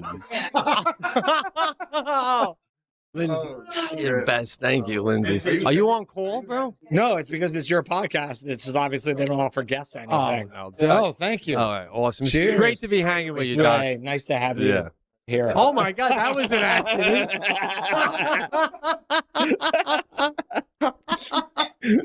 Oh shit! So we were talking, and Pete brought up a good point. If an 18-year-old had a rash or something going on with him, and a 39-year-old had something going on with him similar, can you diagnose adults? I mean, there are some things I see in adults that are very similar that I'll be like, it seems like it's like that. But the serious things, here's the thing. As a doctor, what my main job is to differentiate like things you worry about from things you really don't need to worry about. I mean, that's all you're trained to walk in a room and be like, don't worry about it, which is honestly 99% of things versus like, oh man, we got to get that checked out. Right. And I know that in the pediatric world, and I don't know that as well in the adult world. No, if you were a doctor in Massachusetts, the shirt's unbuttoned too much, even in July. The color is too much. But a doctor in Beverly Hills, you could even do one more button. There's a fugitive on the loose close to where I live. Okay? And he kidnapped a family 20 miles from where I live and drove them all the way to South Carolina. like they're sitting there watching the Family Feud, right? Yeah, it's crazy. That guy walks in, get the fucking, and they're like, what? In the hell, that guy? And this guy's got a prison outfit on, right? Yeah. Next thing you know, they're in the back seat. From New York to South Carolina. What are you talking about? Left them like right out of a movie in a cemetery. Right? This is the Pete and Sebastian show live from Las Vegas. When did you get here? I got here last night about 6 o'clock. Okay, did you settle in, get a little dinner? How did you use your time here in Vegas by yourself. You would think that. By the way, it's great to see you. It's been so long for the listeners. I feel like I got to get to know them all over again. It's unbelievable. Got out of the car, immediately got to the front desk, realized I left my wallet in the guy's car, you know. And it's like the guy works for the Wynn. So I go, oh, I left the thing. I text him. I left it. And he goes, I'll turn around. I'll be there in 5 minutes. And, you know, they're so nice because it's so professional here. I'll be right around, Mr. Correale. But I know he's probably like on the phone with his wife. Who the fuck gets out without their wallet? I mean, that's the first thing I'm thinking. And is this an age thing where like we're losing stuff periodically throughout the day? Do you find yourself? No. I don't like this hot weather where no one has coats, so I have no pockets, okay? So I got my wallet with my money clip. I got to pull it out to get some cash to tip. So I put the wallet on the floor like next to me. I get I give him the cash, I'm out. I leave the wallet on the floor. I get out, I do this. You ever do that? Patty cake? Oh, you do the patty cake? So that's how it started. Then I roamed the food court to get a ahi tuna fried. That was a little underwhelming, and beautiful place though, man. Had a nice workout today. Didn't know when you were getting in. Didn't want to give you space, but excited to be here. What's up with you? Just got in. You did? Just touched down, put my bag down, took a look around the casino. It's a different clientele this weekend. The holiday weekend brings in a different clientele. The clientele that I've seen so far, and I want to just... Is it appropriate to walk through a casino with a thong on? No cover up, no nothing. It's just like from the room, bathing suit, right to the thing with no like. Listen. No, I listen. Get it. You're going to the pool. I get it. We're going to get into a bathing suit. Sure. But I think a shirt and a possible like cover up is maybe required as you're passing the blackjack thing. a little shawl. Now we're kind of on the same page because what I was going to hit you with, which almost ruined my morning coffee, I'm seeing way too many men's feet in flip flops. Okay, indoors. To your point, I'm at a beach. I'm at a pool. I'm mentally wrapping my head around. I know I'm going to see that. I got my shades on. Just you can't just bop into the casino to roll a few dice in your what do you call them? Their Havanas. What's the brand? Yeah, what is it? Patrick, you look like you might have Tommy Hawaii's. What's that? Tommy Bahamas. Yeah. Oh. Listen, there should be signs all over the casino throughout Las Vegas. What would Frank Sinatra do? Oh my God, that's it. It solves everything. Do you think Sinatra was walking around the sands with a flip-flop on? Bro, today after I worked out, there was no room to stretch in the gym, right? So I went up to my room, I laid down a towel, I'm doing my back things, and I said to myself, where did he say the sands? I got to say to Sebastian on the cast today, do you think Sinatra did back stretches on a bath towel on the floor of the sands in his room? Like there's 3, 4, like me. What is it? The cat? Arch cat. Bro, back then there was no such thing as stretching. And he lived to what? 80 what, man? Oh, yeah. He lived well into his 80s. I don't think the guy ever stretched a day in his life. Oh, and talk about stretches, bro. I saw a video of you stretching in your driveway. I mean, how white trash were we going to get? Yeah, Jackie's like, that's a little thing where she's like, let's show him life behind the scenes a little bit. It's... You know what, bro? When you're inside for so long and you finally get some sun in Fredonia, you take it outside. I know. Want to know even more white trash? This time of year, the black ants are so bad that when I first go out there, like I hit them a little because they're all around me. So then I do this every year. I go to Home Depot. I get this powerful ant spray, and I make a ring. I just spray a ring, and you got to give it 24 hours to dry. It's unbelievable, bro. I mean, I put it all around the house too, but I come back, it's like I can do crunch. I just work out there on a mat. The ants don't go near it for like a month. That shit lasts. Chemicals are a beautiful thing, man. Beautiful thing. Whatever it is, off, right? Mosquito repellent. Yeah. Off with DEET. Yes. Apparently it's supposed to be bad for your skin. I got to tell you, I'd rather get cancer they get mosquito bitten. Absolutely. How do you know you ain't getting one that just made it across the ocean from Haiti? You'll be dead anyway with that shit, right? You know those kind of people that think about everything they say before they say it. And I'm the opposite. I'm like halfway through saying it going, hope this plays itself out. Yeah. But it is hard because the way you talk growing up and you just have to just keep sort of tweaking it. I literally feel like 47 and older, you're not responsible to learn any of the new shit. No. You know? just know we're going to be dead within 30 years and you can do all your new talk now. I can't change now. I used the word Indian giver the other day. What am I supposed to say? So, you know, somebody who gives you something? I never even understood what that was until someone said you can get canceled for that. I go, what does it even mean? Do you have any editing at all, or Sure. do you just... Because I say something like that, and then I call later and say, take it out. I had a flight. I meant to tell you recently. I'll make this quick. I was flying from Charleston back to Columbus, Ohio, because I did a show in Columbus, which is 4 hours away. Then I flew to Charleston, did a show in Charleston. Then I flew back to Columbus just to get my car and drive home. Now we're at the on the plane, small plane from Charleston, South Carolina to Columbus early in the morning.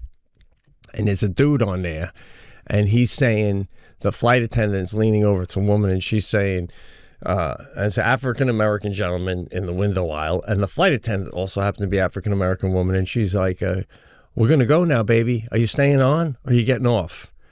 And he's holding up his hand, like, because he's got his phone here. Hold up. And she goes, we're about to close the door. I can't hold up. Once we close the door, we're gone. You can't change your mind when we're out on the runway. And he goes, hold up. And he's waiting on, I'm waiting for the call. So then some of the other passengers start going, let's go, you know, like they're getting a little, and now I'm getting worried. Like, let's just, one way or another, let's square this, because if this becomes an altercation, then we're all going to have to get off, and then I'm not going to get back today to Columbus, probably only one. So I'm getting worried. And then finally, because I'm like, what the hell's he doing? And the guy next to me yells out, we gotta go, right? And then that dude starts looking around like this. He's getting real mad. So then the flight attendant says one more time, listen, we gotta go. I don't know who you're trying to call. And he goes, I'm waiting for my manager to let, because the manager missed the flight. I'm waiting for my manager to find out if my manager wants me to go. I do what my manager says. If he says go, I go. He was a performer, I think, like maybe a rapper. So that, I swear to God, bro, at that point, I go, manager, we're in coach, guy. And everybody laughed. You know? And then he goes, and then he finally finishes up with his guy. I mean, I didn't make him finally finish up, but it was a funny laugh. We're like, manager, we're coach. Well, did he? And your manager's going to let you know if you should take the flight to Columbus. We're flying coach to Columbus, Ohio. Nobody's winning, guy. All right. Halloween back in the day. You go out on Halloween in Long Island, and it's like 11 years old and beyond. It's not even about the candy. Now you're out there just to purge. You know what I mean? You got your shaving cream. Then you got your 2 things full of flour, your socks, because sometimes when you're trying to reload your shaving cream, someone's coming at you. You got to hit them, wind up with a flour sock to keep away. And then you got eggs. You got eggs and cartons all around your camp, and you're fucking whaling eggs at everything. Cars, everybody's getting eggs. They took a fire extinguisher and filled it with water and, like, you know, pumped it to the pressure, and they drive around in the car and just soak you. It's about 35 degrees, and you're getting hit with cold water. Wetting up then my flour sock would get wet. Now I'm literally fucking hitting kids with cement. I just got cement in a sock. I'm fucking knocking kids out. And nobody wanted a bit of honey. Nobody wanted a fucking, Snickers. Nothing. It was not about the candy at all. There was candy laid all over the street the next morning. God damn. Let me take you back to when we were trick-or-treating, because I'm preaching no teenagers, and I was a teenager. Me and this guy Francesco was 16 years old. It's 7:30 at night, just turned dark, right? Went up to this guy's house, was screaming, it's nighttime! Get off the street! Right? My buddy went back to his house. He had a car, he called it the Green Machine. We're driving, and then he's going up on the lawn. I go, what are you doing, bro? He goes, what are you doing? This guy didn't give us candy, and he yelled at us. And I'm like, yeah, but... And next thing you know, I'm in a circle, whipping around, and then we leave, right? And the green machine is gone. And then we had to walk by this guy's house the next day to catch the bus. But I'm looking at the donut going, this guy's got to resod his whole front yard. Shit. Guy had no lawn left. That's why teenagers should trick or treat. I had no idea how you practice comedy. Yes. Is in your garage. Yes. Alone. Yes. And you're moving back and forth. You ready for this? Yeah. Wooden spoon. Oh no! Oh! Handle upside down just to give it more of a feel. Bro, it's like sparring. I told Sebastian a story once on a cast a few months back. I went to the Buffalo Helium, and a woman in the front row, like 400 pounds, went into a seizure. She was throwing up. I was on stage. I wasn't even headline. I was doing 10 minutes, right? And I'm like, I go, someone call paramedic. It was like so. I have it on recording. 45 seconds from the moment she started to do a thing, 45 seconds later, I was on the highway in my car. Like, that's how fast I just got off. I'm like, boom, I'm gone. But I was getting nothing out of this. Like, this, so I'm like, screw this. I just need to get the words out. So I go in my garage, and I have my hour, and like I have a bit I want to do. I'm like, you do an hour like that? I try to, but in the garage? Yes. I go, I can get more out of that thing. I can get more out of that. And then I'll go up there and I'll be like, so the operation, hip surgery, and I'll say stuff, and then all of a sudden I'll say something funny, and then I'll go, that was funny, and then I walk over to where my wrenches are, my screwdrivers, I got my pad, I'm like, write that down. You got to move back to New York. You need friends, man. It's getting bad. No, but then by the You're time... being the audience and the comedian. You go, I go, you got imaginary. I go, I'm killing it, and I turn around. Yeah, you are. Yeah. But by the time I get to the stage, I've cut. Working out in New York City, you can take advantage. You take for granted all these spots. Yeah. So you don't go up prepared as much because you have so many spots. But when you do it this way, you gotta be so much more prepared. Otherwise, you're not going to be up as often. Right. So by the time I get on stage, it's a little more tighter. It's a little more crisper than it would be if I didn't do that. So right. So I don't know, man. I mean, I'll tell you a quick story. When I one time met Kevin Pollak, he was telling me, we got to talking about our specials, and he was saying that he's really good friends with Dennis Miller. And he went to visit Dennis Miller once. They were going to have lunch in L.A. And when I got to it, Dennis Miller had an office on the studio lot somewhere. And he was on his phone, and he goes to me, like points for me to sit down. And I hear him talking about a special. So when he gets off the phone, I go to Dennis Miller. You doing a new special? I didn't know that. Where you been working out? And Dennis Miller looks at Pollak and goes, right here. Right? And Kevin Pollak's like, what? And he goes, I do it here in my office. I pace it out. I dot it out until I got a nice hour. And he goes, and he's from Pittsburgh, I guess, Dennis Miller. So then he goes to the Improv in Pittsburgh and does one night, 2 shows, just to tweak it in front of a live crowd. And then he takes it on the road. I could never do that. Yeah. I have to work it out in front of a crowd. Yeah. Right. Well, when you're in the garage, right? Mm-hmm. Does Jackie ever come out and go, Pete, dinner time? And you're like, yeah, all right. And you put the spoon down. Well, and they go in. There's been times where I've yelled to him, like, I just got to get my own office somewhere where I can do this by my own. You keep coming out here. Or she goes, I'm making sauce. Where's the spoon?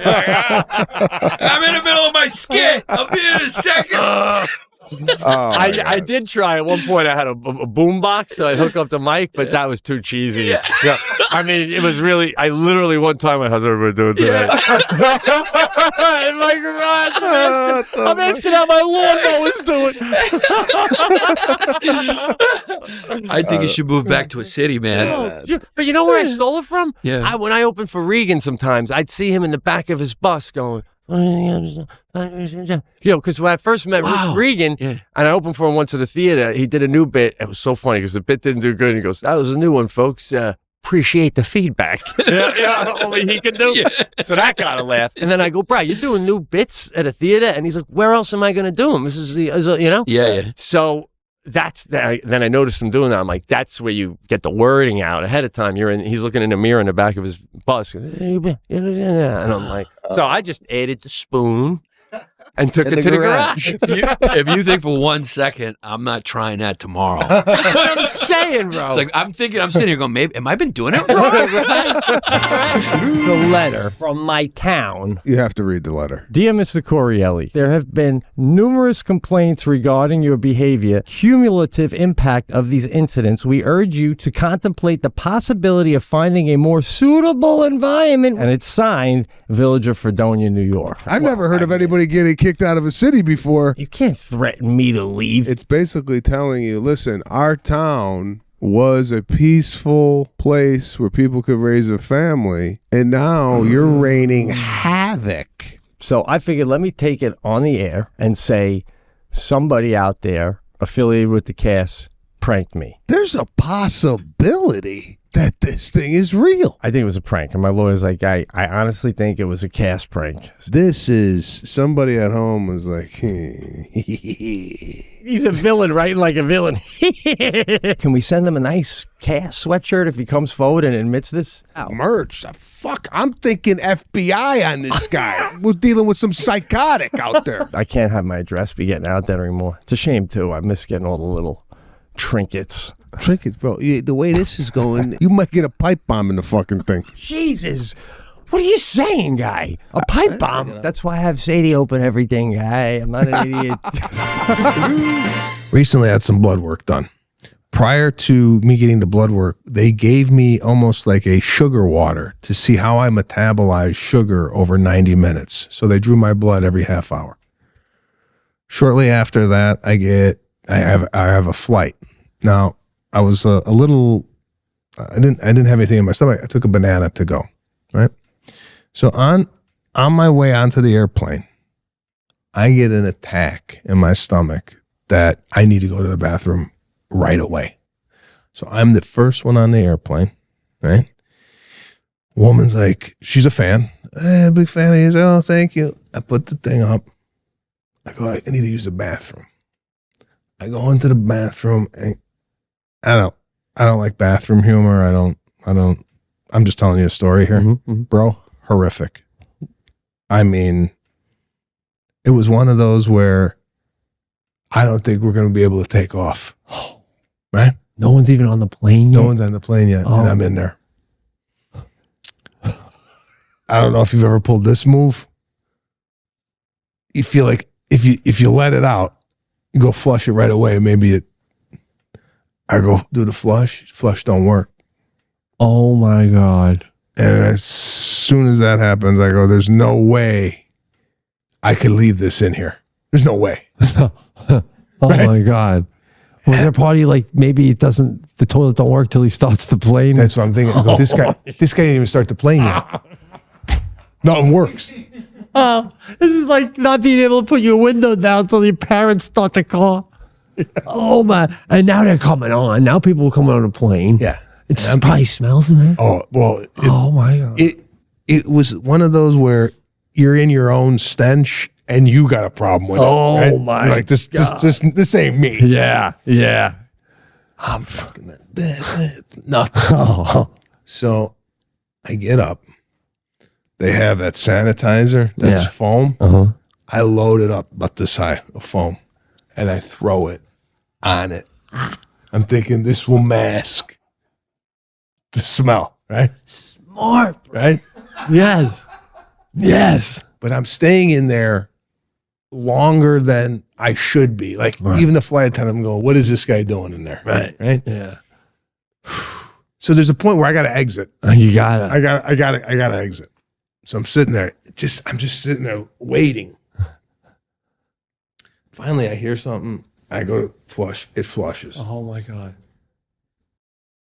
I look in the corner, and this is a little pro tip for those listening. I've never seen this. All the flights I've ever taken, I've never seen this. In the corner, there's an air freshener that you could take out. I popped it out. There's a little air drop, the little, like an eyedropper. I start eyedropping the whole bathroom with this air freshener, right? Beautiful. Now, that's what this is for. Yeah. You don't get this on other cats. You don't get this on other cats. Did you know they have air freshener in it? I had no idea. No idea. So now, my question to you is, I'm going to come out. Do you act like nothing happened in there? Or do you start talking to the flight attendant right away? Because the flight attendant, they're there in the galley greeting everybody. Right. I'm going to have to pass her. Yeah, right? yeah. I come out of the bathroom. Right away, I hit her with, is there any internet on this flight? Like, yeah. That's it. That's it. That's it. Nothing happened in there. Exactly. There's no way he's going to ask me if there's internet if he's shitting there, right? No, right. Exactly. Must have had something in his eye. That's what I'm thinking. She thought, oh, he must have been looking at his eye. Right. Because there's no way you take a dump like that and worried about internet right after that. Yeah. Absolutely. So she's like, yeah. As soon as we take off the because you also got to remember, too, you're a flight attendant. To say to your friends at a party, some guy is the first one on a plane, then he went number 2. It was so gross. Not much of a story. Sebastian Maniscalco got on the plane before everybody else, and he took a dump. And then he came out and asked me if we had internet. Now give me another beer, Cindy. At what age do you feel a child starts to be responsible for their manners and it's no longer you're blaming the parent? I'd say 6, you should be locked in. So at 6, if a kid doesn't say please and thank you, you're no longer going, parents are doing obviously not a good job, but now you're also like, all right, that kid is rude. It all stems from the parents. The reason the kid is rude at 6 is because the parents didn't beat it into him. But at 30, if a man at 30 didn't say good morning, or that's an asshole. You're no longer blaming the parents. So that's what I'm trying to figure out. When do we stop blaming the parents and start blaming the human? I think you blame the parents the whole time. The whole time. Even if you had parents that didn't teach you right and wrong, by 9 or 10 years old, you know right and wrong. Someone needs to tell them. You say please and thank you because it's good manners, and it's rude not to say those things. I had a situation at the barbecue where I asked a little girl if she wanted a hamburger, and she responded with, I didn't order a hamburger. Hey, well, you know what? You ain't getting a fucking morsel of food now the rest of the barbecue. All I'm saying is the father back in the day had more of a leverage with his kids, because when he walked in, it was like, oh man, we don't know what we're gonna get here, right? Because they only kind of saw one side. I'm not saying I'm exaggerating. No, what you like that happy? I'm just saying it was always wait till your father comes home, and I didn't really know Dad to be strawberry picking. If I saw my dad picking strawberries and putting it in a basket as a kid, I go, look at this weak fuck. Right? I know. Well, like we can do anything now. This guy's picking strawberries. I come home at 3:00 in the morning. Well, that's also how. That's fucking right? Oh, you're gonna tell me what to do? You were holding the basket for me 2 days ago while I was dropping the good ones in. Holy shit! That's the same thing when I go to get my kid for school. If I ever saw my dad walking in his suit down my fucking elementary school hallway, I'd be like, what the hell is this guy doing here? You don't come to this world, So, yeah, but to your point, bro, growing up, I was either having a great time with my dad or I was staying away because I was scared and he wasn't in a great mood. There was no in between. He wasn't just in the same room as me casually ever. We were either having a ball or I was trying to get the fuck away. Yeah. Yeah, Totally. I think that there has to be those extremes there. It can't be a gray area where dad is just, listen, I know we're in a different environment. The society has changed. Of course, absolutely. Dads are more involved. I get it. I'm just saying, but there has to be a little bit of like when daddy walks in the room, things need to stop. That's at least the way I was. When my dad walked in the room, I was like, oh, shit. There was a fear there that's not there anymore. Bro, we are 2 generations away from daddies not even going to pee standing up anymore. Because mommies can't, so nobody will. I swear to God, bro, that's going to fucking happen. I remember my mom used to have to pick up my dad at the train station because we only had one car. By the way, I don't know when that stopped too. Everyone's got a car. We had one car. Who's got the car, right? So, and my dad is exhausted from working in the city, hour and 20-minute train ride home, and they're sitting in the driveway, and my mom is talking to him, and me and my brother looking out the window, go, "Bitch is telling him everything. Look at her." Look, and he's so tired. He's just sitting there, and he's like, in his head, he's like, "Who do I gotta hit? Just tell me who I gotta hit. I'll go in there, I'll hit him, and then we'll eat some dinner." You know what I'm saying, bro? And then 20 minutes after the hit, he comes in. He's like, "Hey, I was practice today. Like the hit never happened." You know what I'm saying? We're done with that. You didn't hold on to that till like Wednesday. Yeah, that's it. I just rewatched Saturday Night Fever. It was beautiful. His dad smacking him in the head. "What's the hair? He always with the hair." And then 2 minutes later, he's saying to his dad, "Let's see, what are we doing this weekend?" You know, like, you know how it is, bro. I'm telling you, man. If you want to pause the show and go hit the kid and come back, I'll wait.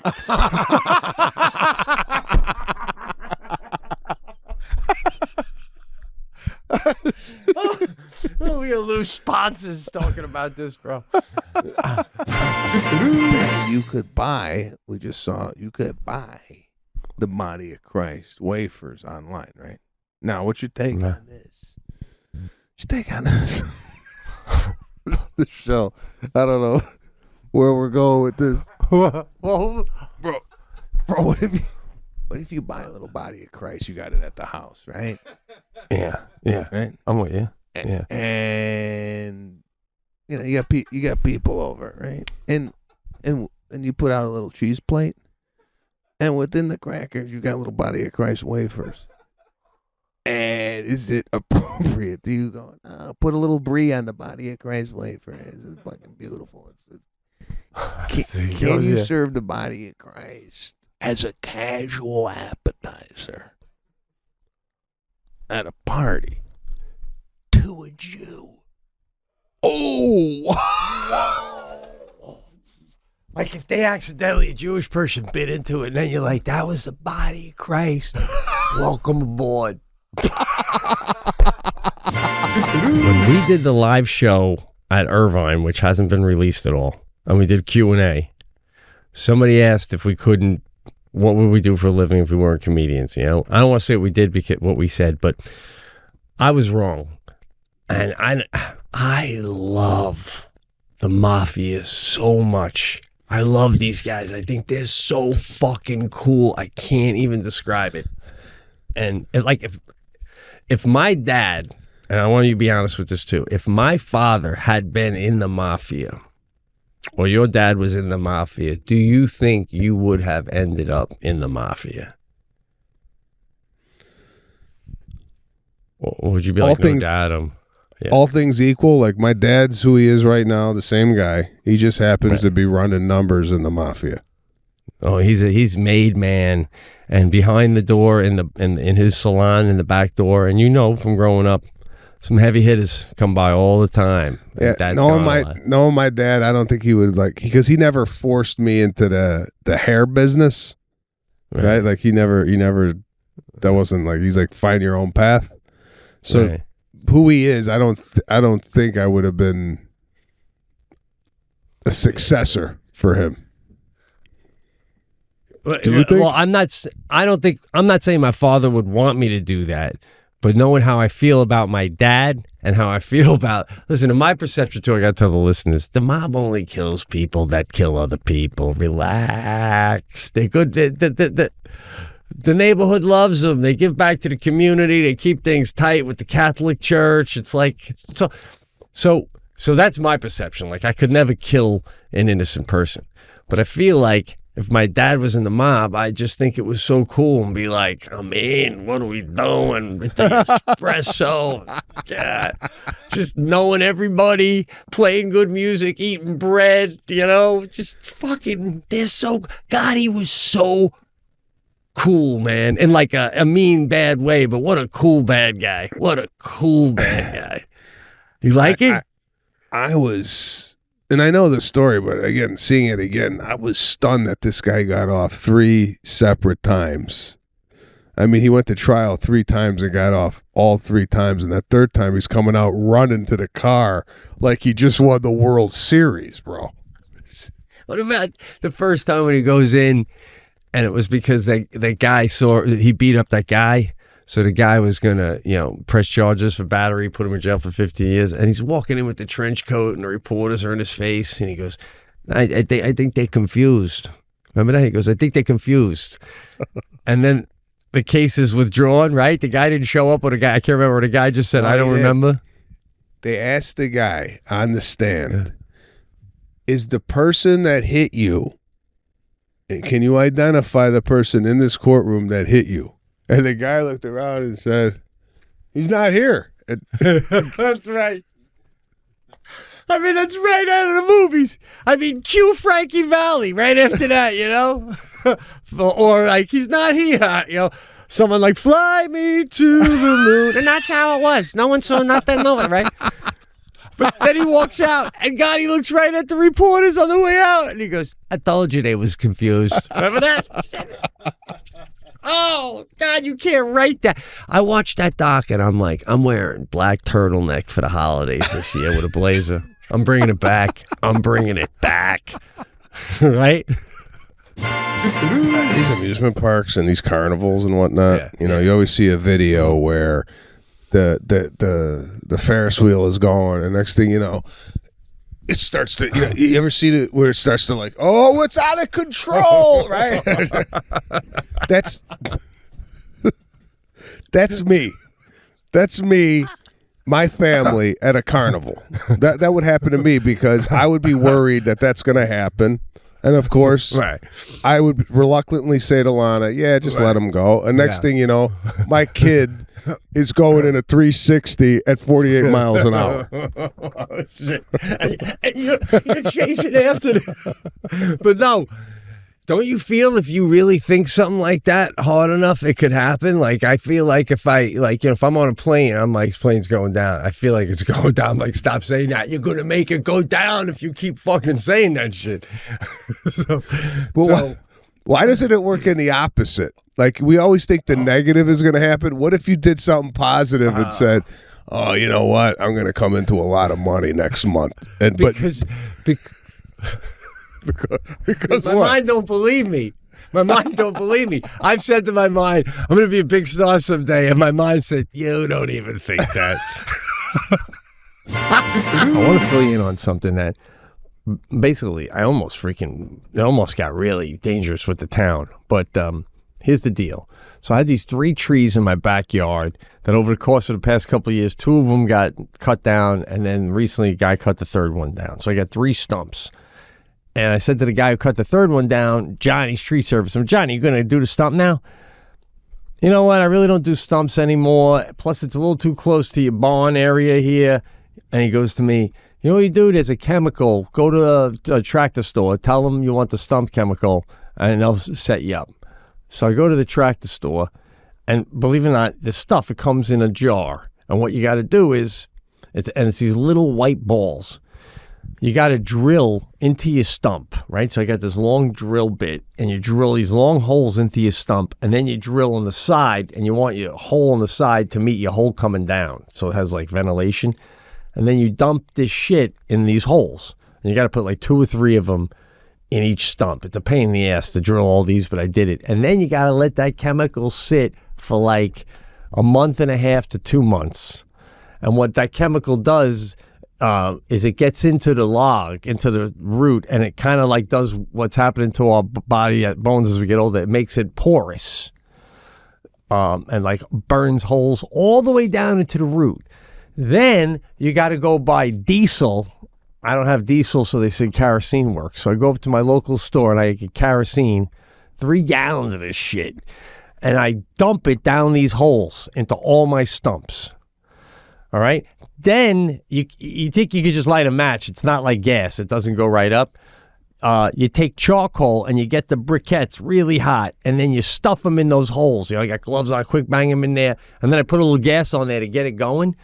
And they go, the whole thing will start burning like an ember, like it'll start to glow, and it'll just burn over a couple of days, and it'll burn right down into the roots, into the ground, and burn out the roots. So holy shit, man. One of them I couldn't get going, but the other two, I'm going to Jackie. It's like 9 o'clock at night, and I'm coming in. I go, they're still glowing. It's unbelievable. She goes, they're a flame? I go, no, they're just glowing. Then my neighbor's like, hey, what's going on with that stump? Is it burning? And I go, check it out, bro. And I'm showing it to him. And I go, I've been working on this thing for 2 months. I go, it's just like a glow. It's just burning. And I come back at the end of the day. It was this high, and now the stump's this high. And you blow on it, and still the whole thing's turning red. It was fascinating. So then, this is like 3 weeks ago I did this, right? They didn't burn down to nothing because it rained on like day 3. I gotta redo it, and I gotta do it on a day where it's gonna be dry longer. But I'm out front because this electric company came and they cut down 2 giant trees on the opposite side of my sidewalk because they were getting old and dying, and they're gonna fuck up the wires. I didn't want them anyway. I was glad they were down, but they're not doing anything with the stump. So I call and they go, yeah, we don't take care of the stump. So I said, all right. So I get my drill and I'm drilling holes. And one of the guys for the town pulls up, a gas guy, and he's like, what are you doing? I go, nah, man, I did it in the back, bro. I'm going to I know the guy. I go, I'm going to put the chemical in. Shit's going to burn down. And he goes, you're right by the gas line, man.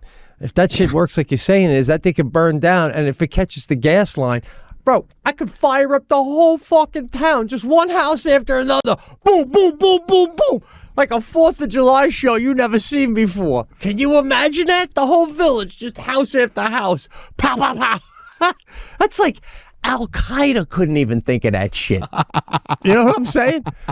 I mean, Jesus Christ, I'm ISIS without even meaning to be. At one point during the talent show, they go, all right, we're going to have the seniors do a walkout. And all the high school seniors who are graduating, they come walking by in their caps and gowns. And then some people around me started giving them a standing ovation. And I turned to Jackie and said, I don't give standing ovations for high school degrees. You should have done that, but is that like standing ovation worthy? Exactly what my father said when I graduated high school.